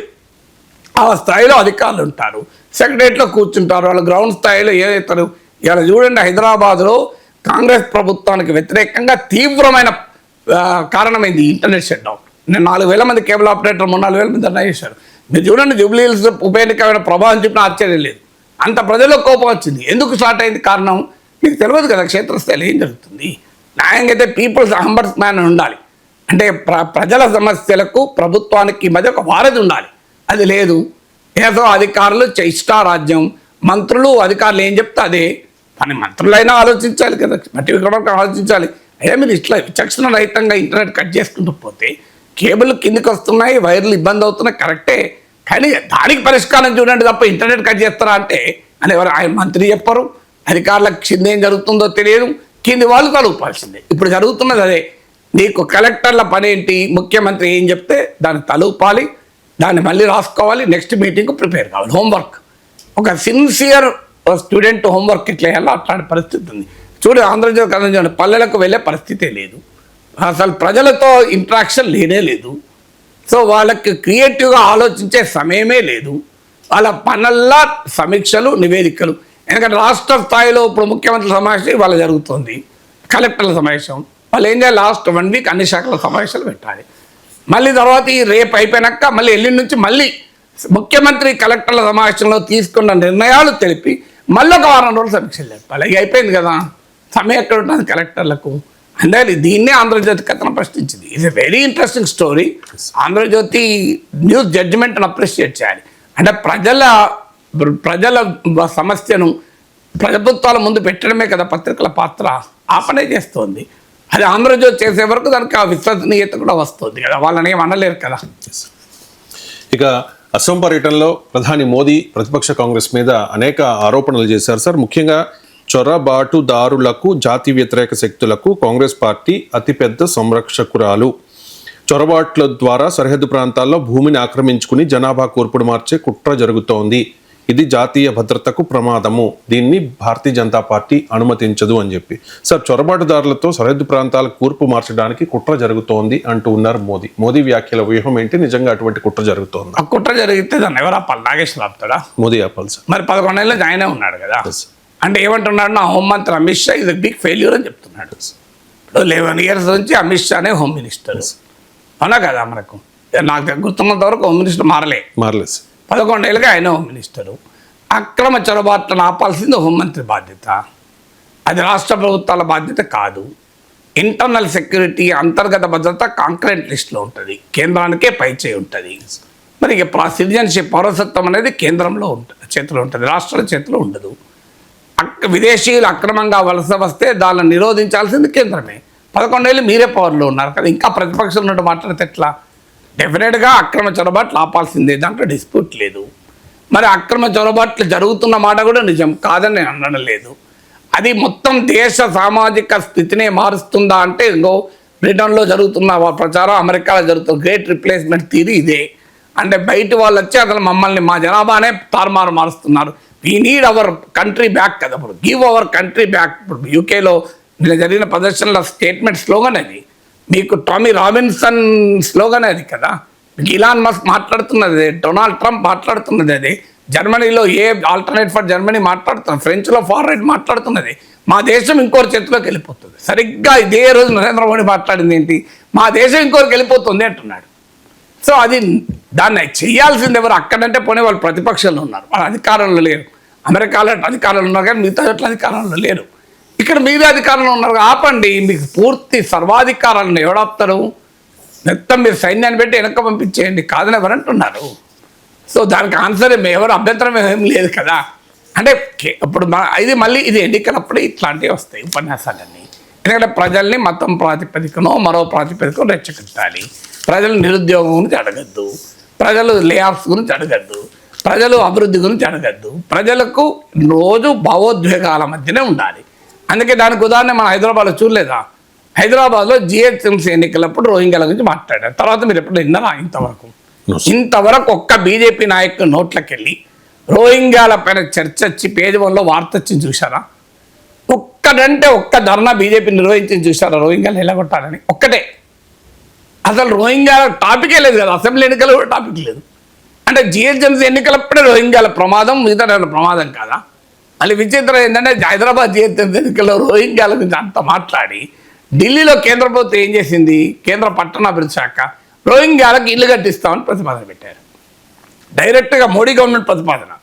ఢిల్లీలో వాళ్ళకి ఇల్లు కట్టివ్వడం, హైదరాబాద్లో వాళ్ళు చొరబాటుదారులు, వాళ్ళ అక్రమం, వాళ్ళే ప్రమాదం, నేరం అంతా వారే, తీవ్రవాదం అంతా వారే, వాళ్ళకు రక్షణగా వీరున్నారు, కార్ స్టీరింగ్ వేరే చోటు ఉన్నది, ఇదే కదా విమర్శలు. వాళ్ళు ఢిల్లీలో వాళ్ళకి ఇల్లు కట్టిస్తా అంటే పెద్ద ఎత్తున బీజేపీ సపోర్టర్లు తిరగబడ్డారు సోషల్ మీడియాలో, ఇది ఎక్కడ న్యాయ దుర్మార్గం అని. అప్పుడు దాన్ని డ్రాప్ చేసుకున్నారు. అంటే ఎంత విచిత్రంగా ఉంటుంది చూడండి. ఇప్పుడు మళ్ళీ మీరు చూడండి, మళ్ళీ జిహెచ్ఎంసీ ఎన్నికలు వస్తున్నాయి కదా కొన్ని నెలల్లో, మళ్ళీ రోహింగ్యాలు రాకపోతే చూడండి. రోహింగ్యాలు ఓన్లీ జిహెచ్ఎంసీ ఎన్నికలప్పుడే వస్తారట. మియాన్మార్ నుంచి ఆకాశం దిగి ఊడతారా? ఎక్కడి నుంచి రావాలి? మియాన్మార్ నుంచి రావాలి అని. హైదరాబాద్లో జిహెచ్ఎంసీ ఎన్నికలు ఉన్నాయి, మనం వెంటనే వెళ్ళి బాలాపూర్లో సెటిల్ కావాలి అని వచ్చేస్తారని నాకు అర్థం కాదు. రోహింగ్యాలు మరి వాళ్ళు జిహెచ్ఎంసీ ఎన్నికలప్పుడే పోనీ మీకు రోహింగ్యాలు కనబడతారా? వాళ్ళు అప్పటిదాకా రాష్ట్ర స్థావరాల్లో, అజ్ఞాతవాసుల్లో, నల్లమల్ల అడవుల్లో ఉండి సమయానికి బాలాపూర్కి వస్తారా రోహింగ్యాలు? ఎన్నికలప్పుడే అందరికీ అర్థమవుతుంది కదా, ఇంత బహిరంగంగా ఎన్నికలప్పుడే. ఇంత బీహార్లో ఎన్నికలు ఉన్నాయి, బీహార్లో ఇప్పుడు మేము ఇంకో ఈ పని చేసాం, సుపరిపాలన ఇచ్చామని చెప్పి ప్రచారం చేసుకోవడానికి లేదు. ఏం చెప్పాలి మరి? ఇదే పని. ఇప్పుడు మనం చూడలేదా, మన 2024 ఎన్నికలప్పుడు ముద్రా ముద్రా మంగళసూత్ర ఇదే గోడ కదా మీకు. అక్కడ ఆల్ ఎయిమ్స్, ముస్లిం, ముద్రా, మంగళసూత్ర, మందిర్, మసీద్, సో ఇవన్నీ మనం చూసాం కదా. మళ్ళీ తర్వాత ఏమైంది? మీకు మోడీ అన్నది గుర్తుంది కదా, మీ మంగళసూత్రాలు తీసుకెళ్ళి ఇచ్చేస్తారట. ఎక్కడ ఇచ్చిండ్రు? ఎవరు ఇచ్చిండ్రు? ఎవరైనా ఇచ్చారు? ఎక్కడ ఇచ్చారు చెప్పండి.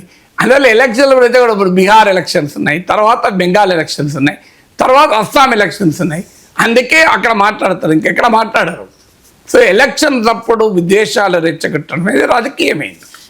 ఇది దేశవ్యాప్తంగా కూడా ప్రపంచవ్యాప్తంగానే టెండెన్సీ. రాజకీయ లబ్ధి కొరకు ప్రజల మధ్య విభజన సృష్టించేటువంటి ప్రయత్నం. ఏ సమస్య ఉన్నమాట నిజం, అది ఏ స్థాయిలో ఉన్నా దాన్ని ఆపాల్సింది ప్రైమ్ మినిస్టర్.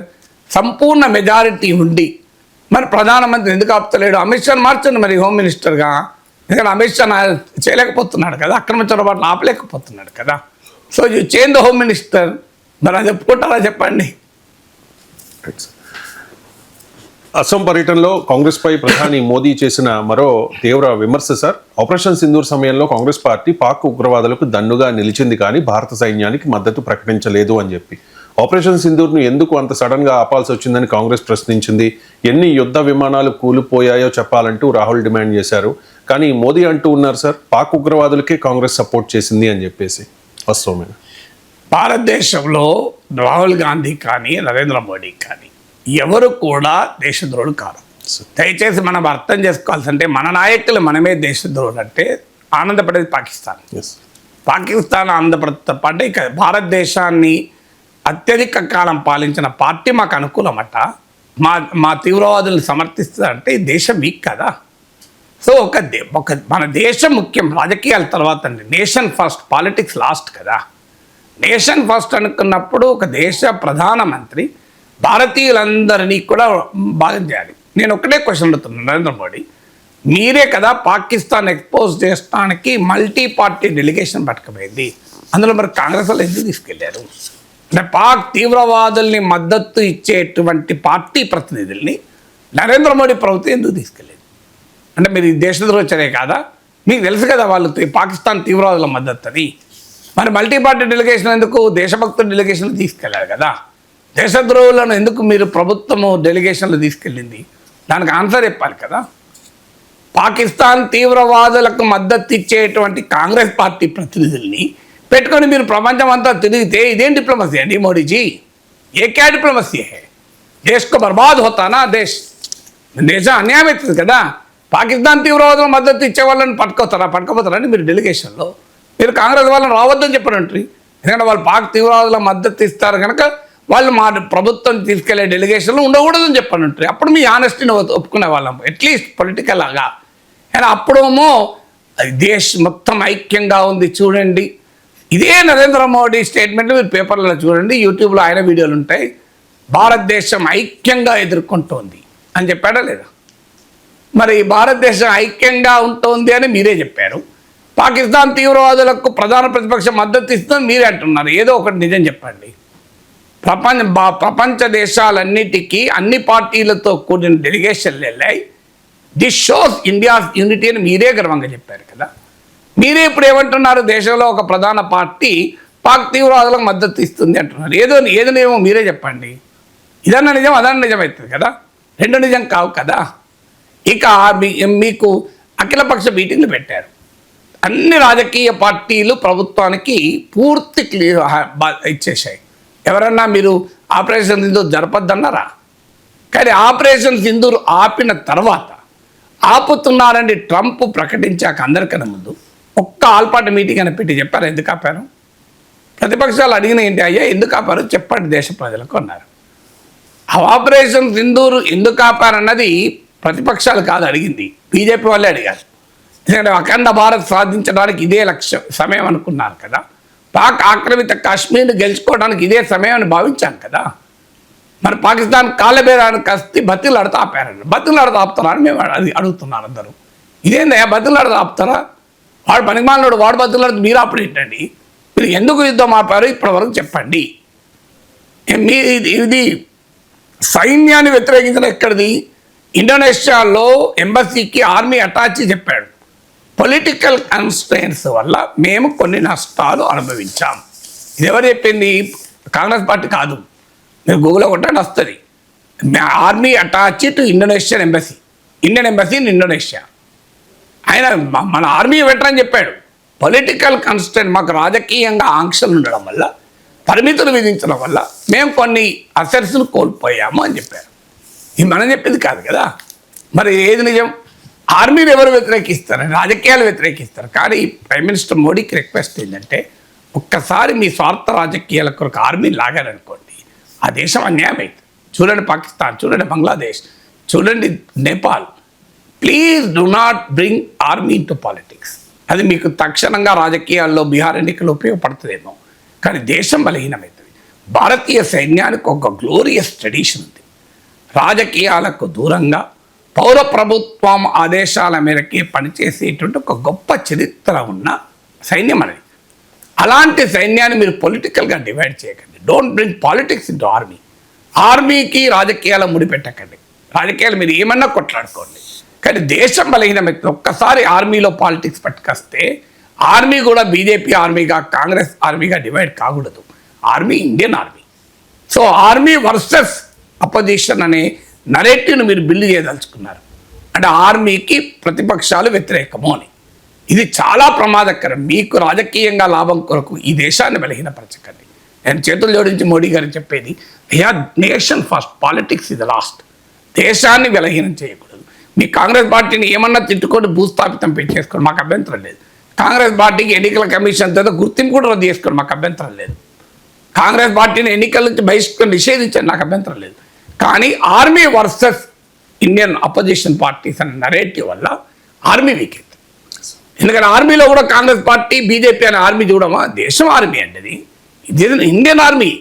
ఆర్మీలో తెలుగు, తమిళ, పంజాబీ, నార్త్, సౌత్ ఏ డివిజన్ లేదు. They are Indian army. అందులో మళ్ళీ మీ politics, army BJP unit, army కాంగ్రెస్ని పట్టుకొస్తే దేశం అన్యాయం అవుతుందండి. దేశాన్ని బలహీనపరచకండి రాజకీయాల కోసం. ఇక ఇవాళ నుంచి తెలంగాణలో ఉన్నత విద్యా సంస్థల బంద్ జరుగుతోంది సార్. దాదాపు 14 లక్షల మంది విద్యార్థులపై ప్రభావం పడబోతోంది. డిప్యూటీ సీఎం భట్టి విక్రమార్క చెబుతూ ఉన్నారు, కళాశాలల యాజమాన్యాలతో చర్చలు ముగిశాయి కాబట్టి ఇవాళ ఏదో ఒక నిర్ణయం తీసుకుంటాము అని చెప్పి. అదే సమయంలో బీఆర్ఎస్ ఆరోపణలు చేస్తోంది, కమిషన్ వచ్చే పనులకు పైసలు ఉంటాయి కానీ కాలేజీలకు ఇవ్వరా, ఫీజు రియంబర్స్మెంట్పై రాష్ట్ర ప్రభుత్వం తీవ్ర నిర్లక్ష్యం వహిస్తోంది అంటూ బీఆర్ఎస్ ఆరోపణ సార్. ఏంటి సార్ ఈ పరిస్థితి కారణం ఏంటి, పరిష్కారం ఏంటి అంటే ఒక ప్రొఫెసర్గా ఏం చెప్తారు సార్? రాజకీయ పార్టీలు ఎప్పుడు బీఆర్ఎస్ ప్రభుత్వంలో కూడా ఇలాంటి హెచ్చరికలు చూసాం. ఇలా ఫీ రియంబర్స్మెంట్ డ్యూస్ గురించి చర్చ చూసాం. అప్పుడు కాంగ్రెస్ పార్టీ ఇదే ఆరోపణ చేసింది, కమిషన్లు ఎత్తడానికి కాంట్రాక్టర్లకు డబ్బులు ఉంటాయి కానీ కాలేజీలకు ఇవ్వరా అని. ఇప్పుడు బీఆర్ఎస్ ప్రతిపక్షంలో ఉంది, మళ్ళీ అదే ఆరోపణ చేస్తుంది కాంగ్రెస్ అధికారంలో ఉంది. విషయం ఏంటంటే మరి వాళ్ళైనా వీళ్ళైనా మారుతున్నారు తప్ప విధానం మారతలేదు. ఫీ రీయింబర్స్మెంట్ అనేది రాజశేఖర రెడ్డి ప్రారంభించారు. అసలు ఆ స్కీమే మౌలికంగా తప్పు నా ఉద్దేశంలో. ఎందుకు తప్పంటే ఫీ రీయింబర్స్మెంట్ చేయకూడదని కాదు నేను చెప్పేది. మీరు అందరికీ ఫీ రీయింబర్స్మెంట్ ఏంటది? ఇప్పుడు 40 మార్కులు వచ్చిన వ్యక్తి కూడా ఇంజనీరింగ్ కాలేజీలో సీట్ వస్తే ఫీ రీయింబర్స్మెంట్ చేస్తాం. అంటే ఇంజనీరింగ్ చేసడానికి అవసరమైన సామర్థ్యం లేకపోయినా మీరు ఇంజనీరింగ్ విద్యకు డబ్బులు కడుతున్నారు. దానివల్ల ఏమవుతుంది, అందరూ ఇంజనీరింగ్ డిగ్రీలు తీసుకుంటున్నారు. ఆ పరిస్థితి ఏంటి, 10,000 పనిచేసే ఇంజనీరింగ్ విద్యార్థులు ఉన్నారు. హారిబుల్, మీకు ఆశ్చర్యం వేస్తుంది. కాంట్రాక్ట్ ఉద్యోగం చేసి 10,000 సంపాదించినా మంచిదని ఇంజనీరింగ్ విద్యార్థులు ఉన్నారు. 10వ తరగతి ఎలిజిబిలిటీ ఉన్న కానిస్టేబుల్, విఆర్ఏ లాంటి పోస్టులకు కూడా 10th అండ్ ఇంటర్మీడియట్ ఎలిజిబిలిటీ ఉన్న వాటికి కూడా ఇంజనీరింగ్ వాళ్ళు అప్లై చేస్తున్నారు. ఇలా మీరు గమనించండి. అసలు ఇంజనీరింగ్ చదువుకో కానిస్టేబుల్ దానికి ఏం సంబంధం అండి? ఇంజనీరింగ్ చదువుకో విఆర్ఓకి ఏం సంబంధం చెప్పండి? ఇంజనీరింగ్ చేసిన వాళ్ళంతా అన్ని రకాల పనులు చేస్తున్నారు పాపం. డేటా ఎంట్రీ ఆపరేటర్గా చేస్తున్నారు. డేటా ఎంట్రీ ఏంటండి, వారం రోజులు ప్రాక్టీస్ చేస్తే డేటా ఎంట్రీ చేయొచ్చు. డేటా ఎంట్రీ ఆపరేటర్గా పనిచేస్తున్నారు. పోనీ మీరు ఇంజనీరింగ్ అందరికీ అందుబాటులో తెచ్చారు, సంతోషం. మరి అందరికీ ఉద్యోగాలు వచ్చే ఎకానమీ ఉందా? అందరికీ ప్రమాణాలతో కూడిన ఇంజనీరింగ్ ఎడ్యుకేషన్ ఇస్తున్నారా? చూడండి, ఇంజనీరింగ్ కాలేజ్కి వెళ్ళండి, 12 నెలలు లెక్చరర్లు ఉండరు, 8 నెలలే ఉంటారు లెక్చరర్లు, జీతాలు 8 నెలలే ఇస్తారు. మరి ఇండస్ట్రీతో సంబంధమే ఉండదు, అసలు ఇండస్ట్రీ ఎక్స్పోజర్ కూడా ఉండదు. కంప్యూటర్ సైన్స్లో ఇంజనీరింగ్ డిగ్రీ తీసుకుంటారు, బేసిక్ ప్రోగ్రాంలు కూడా తెలివాయి. అనేక కాలేజీలు ఈ దుస్థితి ఉంది ఇవాళ. అన్ని కాలేజీలు అంటలేను, కేవలం ఒక హ్యాండ్ఫుల్ ఆఫ్ కాలేజీలో మాత్రమే క్యాంపస్ ప్లేస్మెంట్స్ ఉన్నాయి. అసలు దశాబ్దాల పాటు ఒక్క కంపెనీ కూడా క్యాంపస్ ప్లేస్మెంట్ రాని ఇంజనీరింగ్ కాలేజెస్ ఉన్నాయి గల్లికి. మరి ఈ రకమైన డైల్యూషన్ అంగీకరించుదామా అని ఓట్ల కొరకు ఈ ఫీ రీయింబర్స్మెంట్ వచ్చినప్పుడు నేను ఎమ్మెల్సీ శాసన మండలిలో నేను రైజ్ చేసి, ఇది పద్ధతే కాదండి.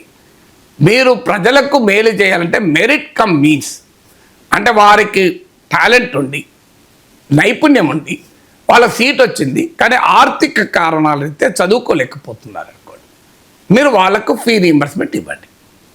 కానీ ఇవాళ ఏం చేస్తున్నారు, ఒక వాసవి కాలేజో సిబిఐటి కాలేజీలో ఇంజనీరింగ్ వస్తుంది. చాలా ఇంటెలిజెంట్ ఉంటే తప్ప రాదు, మామూలు విషయం కాదు. టాప్ ఇంజనీరింగ్ కాలేజ్ రావాలంటే, టాప్ 2-3 ఇంజనీరింగ్ కాలేజ్ రావాలంటే, సిబిఐటి వాసవిలో రావాలంటే ఎంసెట్లో టాప్ ర్యాంక్ ఉండాలి. ఒక పేద బిడ్డ ఎంసెట్లో టాప్ ర్యాంక్ వచ్చినా ఇవాళ ఆ కాలేజీలో చేరలేకపోతున్నారు. కారణం ఏంటంటే ఆ కాలేజ్ ఫీజు ఎక్కువ, ఇచ్చే ఫీ రీయింబర్స్మెంట్ తక్కువ, మిగతా అమౌంట్ వీళ్ళు కట్టుకోలేరు. కానీ ఒక చెత్త కాలేజ్, అసలు ఏమాత్రమో ప్రమాణాలు లేని కాలేజీలో అక్కడ ఫీజు తక్కువ కనుక మొత్తం ఫీజు వచ్చేస్తుంది. మీరు ఎవరికి అన్యాయం చేస్తున్నారు?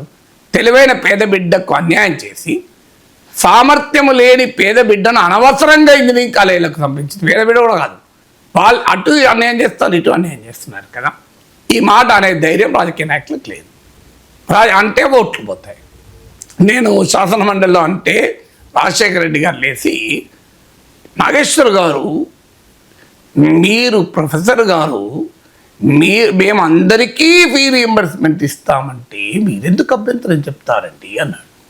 అంటే నేనే ఒక ద్రోహిలాగా ప్రజలందరికీ ప్రభుత్వం మేలు చేస్తా అంటే వద్దన్నట్టు. నేను అన్నదేంటి, ప్రభుత్వం మేలు చేస్తా అంటే వద్దనిలే, మేలు అవసరం ఉన్న చోటు చేయాలి. ఎనీ వెల్ఫేర్ స్కీమ్కి ఒక ప్రొడక్టివ్ లింకేజ్ ఉండాలి. మీరు అవసరం ఉన్నా లేకపోయినా మీ స్కూలుకు రావటానికి, స్కూల్లో ఆకలితో చదువుకుంటే చదువు రాదు కనుక వారు ఆకలి తీర్చాలి. కానీ మధ్యాహ్నం వచ్చి అన్నం తిని స్కూల్కి రాను, మధ్యాహ్నం వచ్చి మధ్యాహ్న భోజనం తిని మళ్ళీ వెళ్ళిపోతా అంటే స్కూల్ మధ్యాహ్న పథకం ఉపయోగమా అండి? వాళ్ళు ఓన్లీ మధ్యాహ్నం లంచ్ టైంకి వస్తారు, వచ్చి మధ్యాహ్న భోజనం తిని వెళ్ళిపోతారు. మరి అది మధ్యాహ్న భోజన పథకం అంటారు దాన్ని? మధ్యాహ్న భోజన పథకం ఉద్దేశం ఏంటి? మీరు పిల్లల హాజరు పెరగాలని కదా, పిల్లలు బాగా చదువుకోవాలని కదా. అందుకే ఆ మధ్యాహ్న భోజనం అంత సక్సెస్ అయింది కదా. మరి మీరు మీ స్కీమ్ ఏదైనా కానివ్వండి, అది పాజిటివ్ ఎక్స్టర్నాలిటీస్ ఉండాలి. అది లేకుండా మీరు ఓట్ల కొరకు, మీ రాజకీయ అవసరాల కొరకు ప్రజల్ని అసమర్థులుగా, ప్రజల్ని నిర్వీర్యం చేసేటువంటి పని చేయకూడదు ఎప్పుడు కూడా. ఇవాళ మన వెల్ఫేర్ స్కీమ్స్ అన్నీ ప్రాబ్లం ఇదే. వాళ్ళకి ఇంకో రకంగా మెయిల్ చేయను. మంచి ఎడ్యుకేషన్, స్కూల్ ఎడ్యుకేషన్ బాగు చేయి. అందరూ కూడా ప్రమాణం లేదు, మీకు చేతనైతే అన్ని ఇంజనీరింగ్ కాలేజీలో కూడా ప్రమాణాలతో మొదలుపెట్టారు. అప్పుడు ఫీ రీఎంబర్స్మెంట్ అందరికీ ఇవ్వు, అందరూ బాగుపడతారు, సంతోషం. వరల్డ్ ఎకానమీ మొత్తం మన ఇంజనీర్లే ఉంటారు. అది చేయరు. ఏమాత్రం స్టాండర్డ్స్ లేని ఇంజనీరింగ్ కాలేజీలు నడుపుతారు. మినిమం టీచింగ్ స్టాండర్డ్స్ కూడా ఉండవు. అక్కడ ఫీ రీఎంబర్స్మెంట్ ఇస్తారు. ఇలా కొన్ని చోట్ల అయితే ఆశ్చర్యంగా ఉంటుంది. కాలేజు ఫీ స్టూడెంట్ మధ్య డెక్సెస్ కూడా ఉంటాయి కొన్ని కాలేజీలు, ఇంజనీరింగ్ కాకపోయినా డిగ్రీ కాలేజీలలో కూడా. అంటే వాళ్ళ కాలేజీలే వచ్చి చేర్పిస్తాయి. వాళ్ళు రారు, వీళ్ళు అడగరు. కానీ ఆ ఫీ రీఎంబర్స్మెంట్ ఉంది కనుక ఆ వ్యవహారం నడుస్తుంది. ఫీ రీఎంబర్స్మెంట్ ఆపితే చాలా ఇంజనీరింగ్ కాలేజీలు చచ్చిపోతున్నాయి. అట్టుంటాయండి స్టాండర్డ్ ఉన్న కాలేజ్. ఫీ రీఎంబర్స్మెంట్ ఉంటే కాలేజీ ఉండేది, ఫీ రీఎంబర్స్మెంట్ లేకపోతే కాలేజు మూతపడేది ఏంటి?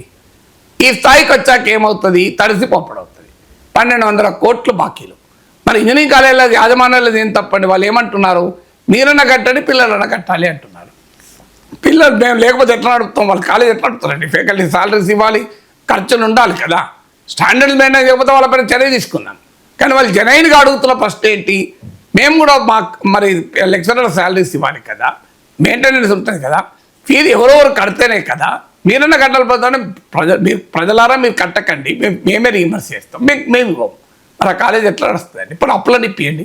గవర్నమెంటే ఒక బ్యాంకును పెట్టి లింకేజ్ లేదా ఏదైనా ప్రభుత్వ బ్యాంకు, రంగ బ్యాంకు, ప్రైవేట్ బ్యాంకు లింకేజ్ పెట్టుకొని వాళ్ళకి ఫీ రీఎంబర్స్మెంట్ ఎరియర్స్ ఇవ్వండి, ముందే ఇవ్వండి.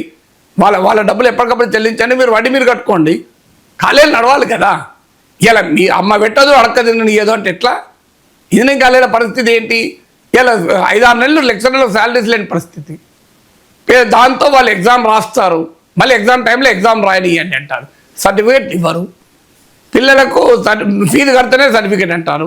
ఆ ఫీ రీఎంబర్స్మెంట్ వచ్చినప్పుడు కడతాను వాళ్ళు అంటారు. ఆ ఫీ రీఎంబర్స్మెంట్ రాదు, నువ్వు ఫీజు కడతా సర్టిఫికేట్లు ఇవ్వమంటారు. ఇంత గందరగోళం ఎందుకు చేసుకుంటున్నారు? రాజకీయ వ్యవస్థకు ధైర్యం లేక, ప్రజలని సోమరులుగా చేసే రాజకీయం ఉండడం వల్ల. నిజాయితీగా చెప్పండి, ఇంకా ఫీ రీఎంబర్స్మెంట్ మేము రివ్యూ చేస్తాం, కానీ ఆ ధైర్యం రాజకీయ నాయకులకు ఉండదు. ప్రతిపక్షాలు ఎలో చేయవు. అది కనుక ఏదన్నా బీఆర్ఎస్ ప్రభుత్వం చెప్తే కాంగ్రెస్ ఒప్పుకోదు, కాంగ్రెస్ ప్రభుత్వం చెప్తే బీఆర్ఎస్ ఒప్పుకోదు. వెంటనే గొడ్డళ్ళు, గొడ్డపారలు, కర్రలు పట్టుకొని వచ్చేస్తారు. అన్యాయం చేస్తున్నారు, పేదల చదువు పైన కడుపు కొడతా అని. వాళ్ళు ఏం చేయాలి? మాకెందుకు పంచాయతీ, చలి నడుతూనే ఉంటుంది, చలితే కరాంగాడి. ఇందులో అందరూ తలా పిడికడు తిలా పాప ఉన్నట్లు ఈ పరిస్థితి ఇక్కడ దాకా తెచ్చుకున్నారు. నేనేది ఏంటంటే, మీరు ఇవ్వగలిగితే ఫీ రీఎంబర్స్మెంట్ ఇచ్చి ప్రతి ఇంజనీరింగ్ కాలేజీలో ప్రమాణాలు మెయింటైన్ చేయండి, అప్పుడు బాగుపడుతుంది ఫస్ట్ ఆప్షన్. లేకపోతే మెరిట్ కమ్ మీన్స్ చాలా ప్రమాణాలు ఉన్న కాలేజీలో టాలెంట్ ద్వారా సీట్లు తెచ్చుకొని ఆర్థిక పరిస్థితుల ద్వారా చదవలేని బిడ్డల్ని సహకరించండి. మిగతా వాళ్ళకి ఇంకో రకంగా నైపుణ్యం ఇవ్వండి, శిక్షణ ఇవ్వండి. వాళ్ళు అంతకన్నా మెరుగ్గా ఇవాళ engineering, mechanical engineering, automobile engineering చదువుతాడు, 10,000 సంపాదించలేడు. ఇంటర్మీడియట్ 10వ తరగతి ఫెయిల్ అయినాడు స్కూటర్ మెకానిక్ షాప్ పెట్టుకొని నెలకు 40,000 సంపాదిస్తున్నాడు. ఇది పరిస్థితి మన దగ్గర. దీన్ని అంగీకరించుదామా? బీటెక్ ఆటోమొబైల్ ఇంజనీరింగ్, ఆయన బండి తీసుకుపోయి ఎక్కడ సర్వీసింగ్ చేయించుకున్నాడు, రిపేర్ చేయించుకుంటాడు, 10వ తరగతి చదివి మెకానిక్ దగ్గర చేయించుకుంటాడు. ఈయనకు 10,000 రూపాయలు జీతం, ఆయన 40,000 50,000 శాలరీ. ఇది ఏంటండి పరిస్థితి? ఈ స్థాయికి మనం ఎందుకు తెచ్చుకున్నాం ఇంజనీరింగ్ విద్యను? అందువల్ల ఇంజనీరింగ్ చదివి 10,000 15,000 ఉద్యోగం అంటే ఏంటి పరిస్థితి అది? అందరికీ పాపం మీకు పెద్ద పెద్ద కంపెనీలో వచ్చే జాబ్స్ లేవు, అవి కొద్దిమంది మాత్రమే. అందువల్ల స్టాండర్డ్స్ లేని విద్యను ప్రమోట్ చేసి దీన్ని నిర్వీర్యం చేస్తున్నారు కదా. ఇక ఆంధ్రప్రదేశ్ ప్రజల గుండెల్లో మోదీ ఉన్నారు, మోదీ గుండెల్లో ఆంధ్రప్రదేశ్ ఉంది అంటూ ఉన్నారు సార్. దాంతోపాటు అసమర్థ పాలన నుంచి అభివృద్ధి వైపు ఏపీ పయనిస్తోంది అని భారతీయ జనతా పార్టీ జాతీయ అధ్యక్షుడు జేపీ నడ్డా అంటూ ఉన్నారు సార్. డైలాగ్ బాగుంది సార్, రాష్ట్ర ప్రజల గుండెల్లో మోదీ, మోదీ గుండెల్లో ఏపీ అని చెప్పి. ఇది వాస్తవం. గుండెల్లో ఎందుకండి, బయటికి రండి. ఈ గుండెల్లో ఉంటే ఏమొస్తుంది? గుండెను చీల్చలేం కదా. ఇప్పుడు గుండెను చీల్చాలి, ఆత్మలింగం కాదు కదా. ఈ గుండెల్లో వద్దండి, మీరు ఫీల్డ్ మీదకి రండి. మీరు గుండెల్లో ఉండడము, ఉదరంలో ఉండడము, మస్తిష్కంలో ఉండడం కాదు కదా. మాకు ప్రాక్టికల్గా చేయండి. ఎందుకంటే విశాఖ ఉక్కును పరిరక్షించింది మీరు. విశాఖ ఉక్కు ప్రజల్లో గుండెల్లో దడపుట్టిస్తున్నారు కదా. ఆంధ్రప్రదేశ్ ప్రజల్లో విశాఖ ఉక్కు కార్మికుల్లో ఏళ్ళ తరబడి గుండెల్లో దడపుట్టిస్తున్నారు కదా. గుండెల్లో ఉండి మీరు గుండెలు తీసిన బంటు లాగా అయిపోయారు కదా. మా విశాఖ ఉక్కు కార్మికులు అడుగుతున్నారు, సార్ మా గుండెలు దడపుట్టుకుంటున్నాయి సార్, మా పరిస్థితి అంటే లేదు మీ గుండెల్లో ఉంటాను నేను, కానీ మీరు గుండెల్లో ఉండడం వల్లనే దడపుడుతుంది. ఇప్పుడు సమస్య అదే కదా. సో విశాఖ ఉక్కుని సంగతి చెప్పండి. విశాఖ వచ్చారు, నేను కూడా విశాఖలో ఉన్న నడ్డా గారు వచ్చినప్పుడు సేమ్ అదే టైంకి ఫ్లైట్ దిగాను, ఆయన కూడా అదే టైంకు వస్తున్నారని చెప్పి సత్యకుమార్ గారు వస్తున్నారు, నడ్డా గారు వస్తున్నారని పెద్ద ఎత్తున బీజేపీ కార్యకర్తలు కూడా కనబడ్డారు. విశాఖ గడ్డ మీద మీరు వెళ్ళారు. ఈ గుండెల్లో ఉండు ఎందుకు? వాళ్ళ గుండె దడ పొట్టిస్తున్న విశాఖ ఉక్కు సంగతి తేల్చండి, దాని గురించి మాట్లాడారు. ప్రత్యేక హోదా ఎప్పుడో వదిలేశారు, గుండెల్లో ఉండడం వల్ల ఎగిరిపోయింది, గుండెల్లో ఉండిపోయింది ప్రత్యేక హోదా. గుండె దాటి రాలే బయటికి ఇప్పటికీ ప్రత్యేక హోదా. ఇవ్వండి, మా అమరావతికో 50,000 కోట్ల గ్రాంట్ ఇవ్వండి సార్. 50,000 కోట్ల గ్రాంట్ ఇవ్వడానికి ఏంటి అభ్యంతరము? ఇప్పుడు మా సీమాంధ్ర ప్రజల అభిష్టానికి భిన్నంగా మీరు రాష్ట్రాన్ని విభజించారు. విభజించినప్పుడు వాళ్ళు రాజధాని కోల్పోయారు. 53లో కర్నూలు కోల్పోయారు హైదరాబాద్ కోసం. మళ్ళీ 2014లో హైదరాబాద్ను మళ్ళీ కోల్పోయారు. మరి ఎన్నిసార్లు కోల్పోతారండి? చెన్నైని కోల్పోయారు మొదటిసారి, రెండోసారి కర్నూలు కోల్పోయారు, మూడోసారి హైదరాబాద్ను కోల్పోయారు. మొదటి 2 సార్లు కనీసం వాళ్ళ అభిష్టానికి అనుగుణంగా, ఎందుకంటే మద్రాసు నుంచి విడిపడాలని ఆ పొట్టి శ్రీరాములు మహనీయుడి ఆత్మ బలిదానంతో రాష్ట్రం వచ్చింది. అప్పుడు ప్రజలు కోరుకున్నారు, పోనీయండి మద్రాసు వదిలేసి కర్నూలుకి వచ్చారు. మళ్ళీ ప్రజలు కోరుకున్నారు విశాలాంధ్ర కావాలని. ఆ రోజుల్లో తెలంగాణలో కాకపోయినా ఆంధ్ర ప్రాంతంలో కోరుకున్న, తెలంగాణలో కొంత భిన్నాభిప్రాయాలు ఉండే, కానీ ఆంధ్రలో కోరుకున్నారు. అందువల్ల కర్నూలు వదిలి హైదరాబాద్కి వచ్చారు. ఈసారి అయితే కోరుకోలే కదా. ఈసారి వద్దని సమైక్య ఉద్యమాలు కూడా నడిచాయి కదా. మరి ఆ ప్రజల అభిష్టానికి భిన్నంగా మీరు పార్లమెంటు రాష్ట్రాన్ని విభజించింది. అందులో బీజేపీ పాత్రధారి, సూత్రధారి. ఎందుకంటే అది సుష్మా స్వరాజే చెప్పారు, అమ్మే కాదు చిన్నమ్మను కూడా గుర్తుంచుకోండి అని. మరి మీరు ఏం చేస్తున్నారు? పార్లమెంట్లో వెంకయ్య నాయుడు అరుణ్ జైట్లీ జీలే కదా అడిగింది, 5 ఏళ్ళు ఇస్తామని. మన్మోహన్ సింగ్ అంటే 10 ఏళ్ళు ఇవ్వమని. మీరే వెంకన్న సాక్షిగా 10 ఏళ్ళు ఇస్తామని చెప్పారు కదా. మరి ఎక్కడ పోయింది ప్రత్యేక హోదా? ఆఖరికి రాజధాని నిర్మాణానికి మీరు ఏం చేస్తున్నారు? మట్టి నీళ్లు పట్టుకొచ్చారు కదా. మా చంద్రబాబు నాయుడే చెప్పారు కదా, మట్టి నీళ్లు మొఖాన కొట్టారు తప్ప ఏమీ చేయలేదని. ఎవరో చెప్పింది కాదు, చంద్రబాబు నాయుడు చెప్పింది అయితే మేము నమ్ముతాం కదా. చంద్రబాబు నాయుడు చెప్పిన మాట మట్టి నీళ్లు ముఖం మీద కొట్టారని. చంద్రబాబు నాయుడు చెప్పింది అయితే హైలీ క్రెడిబుల్ కదా. ఆయన 40 ఏళ్ళు తెలుగు రాజకీయాలు శాసించినటువంటి మహానాయకుడు. ఆయన చెప్పింది అయితే అబద్ధం ఉండదు కదా. ఎవరో బీజేపీని వ్యతిరేకించే వాళ్ళు చెప్పారంటే ఓకే, చంద్రబాబు నాయుడు చెప్పిన మాట ఇది. మొహం మీద మట్టి నీళ్ళు కొట్టి వెళ్ళిపోయాడు మోడీ అని. అయ్యాలు ఏమంటున్నాం? అయ్యా అమరావతికి ఒక 50,000 కోట్లు ఇవ్వండి. 5 ఏళ్ల పీరియడ్లో, నేను అడిగేది 1 ఇయర్ కాదు, 5 ఏళ్ల పీరియడ్లో కేంద్ర ప్రభుత్వ బడ్జెట్ ఎంత? 250 లక్షల కోట్లు. 250 లక్షల కోట్లలో 50,000 కోట్లు ఇవ్వంటున్నాయి. ఏం తప్పండి మేము అడుగుతున్నది? మీరు ఎంత నెగ్లిజిబుల్ చెప్పండి. ఎవ్రీ ఇయర్ బడ్జెట్ 50 లక్షలు. బీహార్లో ఇవాళ చూడండి, మీరు ఎన్ని లక్షల 45,000 కోట్ల అభివృద్ధి పనులకు శంకుస్థాపన చేస్తున్నారు. ఎన్నికలు ఉన్నాయి కనుక 45,000 కోట్లు. బడ్జెట్లో 56,000 కోట్ల రైతులు ఇచ్చారు బీహార్లో ఎన్నికలు ఉన్నాయి కనుక. మరి మీ గుండెలో మేమున్నాం, మా గుండెలో మీరున్నారు.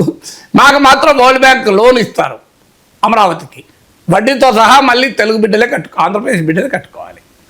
మరి బీహార్లో మరి మీరు 45,000 కోట్ల ప్యాకేజ్ ఇచ్చినప్పుడు ఆ అమరావతికి 50,000 కోట్ల ప్యాకేజ్ ఇస్తే తప్పేంటండి? బెంగళూరు మెట్రోకు మీరు డబ్బులు ఇచ్చారు, కొచ్చి మెట్రోకి డబ్బులు ఇచ్చారు అక్కడ ఎన్నికలు ఉన్నప్పుడు. మా విజయవాడ మెట్రో, విశాఖపట్నం మెట్రోకి డబ్బులు ఇవన్నీ అని అడుగుతున్నాం. ప్రాబ్లం ఏంటి చెప్పండి? మీరు ఇది న్యాయం కాదా? అయ్యా మీరు గుజరాత్ మహారాష్ట్ర నుంచి గుజరాత్ విడిపోయినప్పుడు మీరు వ్యతిరేకించారు కదా. మీరు గుజరాత్లో మీరు హైడ్రోకార్బన్ బేస్ కంపెనీస్ పెట్టుకున్నారు కదా, పెట్రోలియం కంపెనీస్. మా పెట్రోలియం రిఫైనరీ కట్టండి కాకినాడ తీరాన, కేజీ బేసిన్ గ్యాస్ ఉంది అంటున్నాను. మీరు ఎందుకు పెట్రోలియం రిఫైనరీ కట్టరో అని అడుగుతున్నాను. కడపలో స్టీల్ ప్లాంట్ ఏమైంది అని అడుగుతున్నాను. సో ఇవన్నీ ఆంధ్రప్రదేశ్ ప్రజలు అడుగుతున్నారు, వేరే వాళ్ళే. ఇలా ఏమి తప్పు ఉందో చెప్పండి. ఆంధ్రప్రదేశ్లో ఉన్న కేంద్ర విద్యాసంస్థ ఐఐటి, ఎన్ఐటి, ఐఏఎం, వాటిని మీరు అహ్మదాబాద్ ఐఏఎంతో సమానంగా విశాఖపట్నం ఐఏఎం ఉందా? మీరు చెప్పండి, తీర్చిదిద్దండి. ఐఏఎం అహ్మదాబాద్కు సమానంగా ఇవ్వండి. మీరు గుజరాత్లో గిఫ్ట్ సిటీకి భారీగా రాయితీలు ఇచ్చారు, మామూలు రాయితీలు కాదు. అయ్యా మా చంద్రబాబు నాయుడు టెక్నాలజీలో ఆద్యుడు, ఎందుకంటే మోడీయే చెప్పాడు.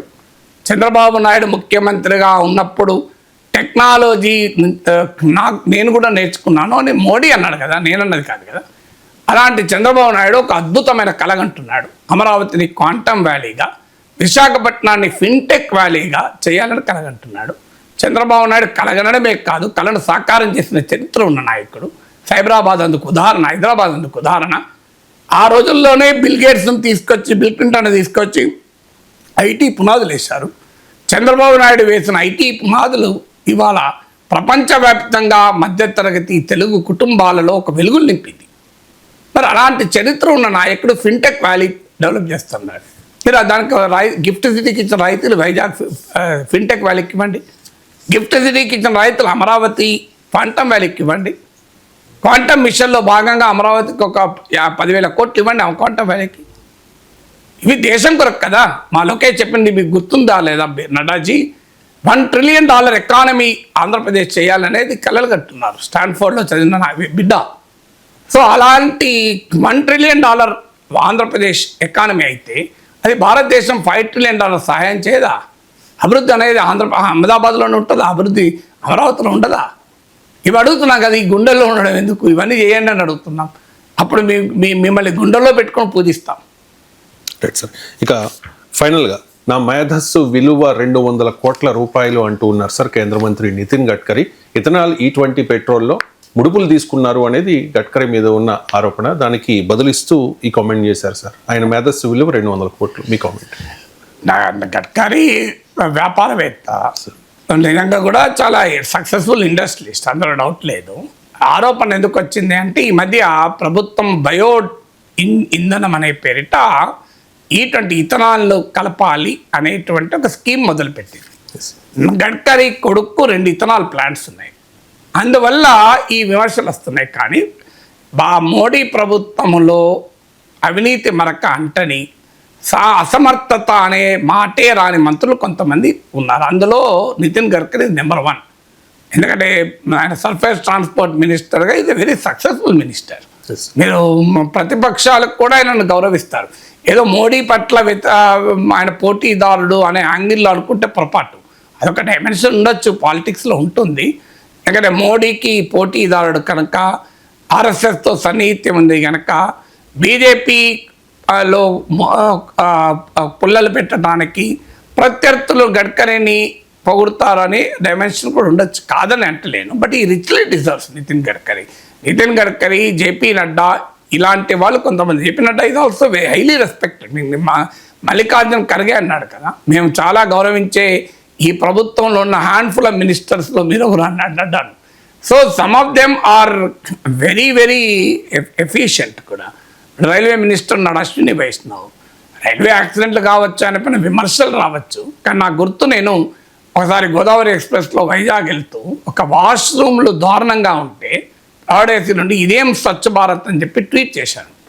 నేను ట్వీట్ చేస్తే అది అశ్విని వైష్ణవ్కి వెళ్ళింది. వెళ్ళి ఆయన వెంటనే సౌత్ సెంట్రల్ రైల్వే జనరల్ మేనేజర్ను ఆదేశించాడు. నేను కాజీపేట చేరకముందే నాకు ఫోన్లు వచ్చాయి, సార్ మీరు ఏ ట్రైన్లో ఉన్నారు సార్ అని. మీరు అంటే ఏంటి అని అడిగితే ఇలా వాష్రూమ్ బాగాలేదన్నారు కదా సార్, కాజీపేటలోనే మేము క్లీన్ చేయిస్తామని చెప్పి క్లీన్ చేయించారు.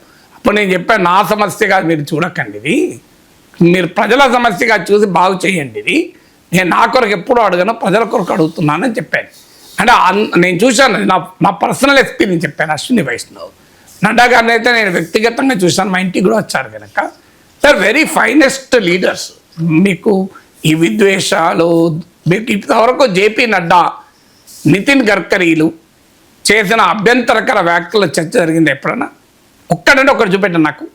ఈ 11 ఏళ్లలో నితిన్ గడ్కరీ వ్యాఖ్యలపై దుమారము, జేపీ నడ్డా వ్యాఖ్యలపైన ప్రతిపక్షాల అభ్యంతరము అని ఉన్నాయా? ఒకవేళ ఎప్పుడన్నా ఉన్నది పొలిటికల్ ఉంటుంది, నథింగ్ పర్సనల్. మీరు ప్రతిపక్ష నేతలు అవమానించే రీతిలో గడ్కరీ కానీ జేపీ నడ్డా కానీ మాట్లాడిన సందర్భాలు ఉన్నాయా? అందువల్ల Jaishankar very efficient foreign minister. Foreign పాలసీలో చాలా లోపాలు ఉన్నాయి, నేను కాదని అన్నాను, కానీ in terms of diplomatic skills అద్భుతమైన మనం చూస్తున్నాం కదా యూరోప్కు సమాధానం చెప్పిన తీరు. సో అందువల్ల లెటర్ అప్రిషియేట్, మంచిది మంచి అని చెప్పాలి, ప్రతిదాన్ని విమర్శించడం అనేది పద్ధతి కాదు. నితిన్ గడ్కరీ కొడుకు ఇథనాల్ ప్లాంట్ ఉంటే ఆయన దాని కొరకే ఈ ఇంధనాన్ని ప్రమోట్ చేస్తున్నాడు ఆరోపించడం నిజం కాదు. కాంక్రీట్గా ఏదైనా నిజంగానే బెనిఫిట్ చేస్తున్నాడు ఆయన మినిస్టర్గా అంటే దానికి ఆధారాలతో బయట పెట్టండి. బురద చల్లుతాం మేము, దానికి మీరు కడుక్కోవాలంటే కరెక్ట్ కాదు కదా. నితిన్ గడ్కరీ తప్పు ఏదైనా ప్రశ్నిస్తాం మేము. నితిన్ గడ్కరీ నాకేం బంధువు కాదు కదా, కానీ ఆయన ఏదో ఫెయిర్లీ గుడ్ రికార్డ్, చాలా అప్రిసియేషన్ అనేటువంటి మంత్రి, చాలా నిజాయితీపరుడుగా కూడా పేరుంది. ఇప్పటికీ కూడా నాగ్పూర్ RSS హెడ్ ఆఫీస్కు పెద్ద పారిశ్రామికవేత్త కూడా స్కూటర్ మీద పోతున్నాడు ఇప్పటికీ, ఈవెన్ టుడే, ఒక సాధారణ స్వయం సేవకుడిగా. అంటే ఆ నిబద్ధతను మనం అప్రిషియేట్ చేయాలి కదా. మోడీతో పోటీ ఈ డైమెన్షన్సే కాదు, మోడీ అయినా నితిన్ గడ్కరీ అయినా ఎవరైనా RSS వాదే అవుతాడు కదా, తేడా ఏముంటుంది దాంట్లో. మీరు RSSను వ్యతిరేకిస్తాం కానీ గడ్కరీని సపోర్ట్ చేస్తాం అనే పొలిటికల్ సిద్ధాంతమే ప్రతిపక్షానికి కరెక్ట్ కాదు కదా. నితిన్ గడ్కరీ RSS బిడ్డ కాకపోతే ఆయన ఇంకే వేరే అతనా? కానీ బట్ పర్సనల్గా మనం ప్రతి మనిషి మనకు స్వభావం ఉండాలి రవిశంకర్ గారు. ఏంటంటే ఎందులోనైనా మంచిని చూసే స్వభావం ఉండాలి. కానీ మన సమాజం ఏమవుతుందంటే పాలిటిక్స్ నుంచి సొసైటీ వరకు నేను అన్ని నెగటివ్గా చూస్తా. So this kind of mindset should go. Yes, మోడీలో మంచి ఉంటే దాన్ని అప్రిషియేట్ చేయాలి. నేను మోడీ రష్యన్ ఆయిల్ కొన్నప్పుడు చాలా సమర్థించాను. మోడీ అనేక అంశాల్లో మోడీది రైట్ అన్నాను, నైబర్హుడ్ డిప్లొమసీ రైట్ అన్నాను, operation Sindoor, surgical strikes, Balakot strikes right అన్నాను, ఎన్నడూ విమర్శించలే.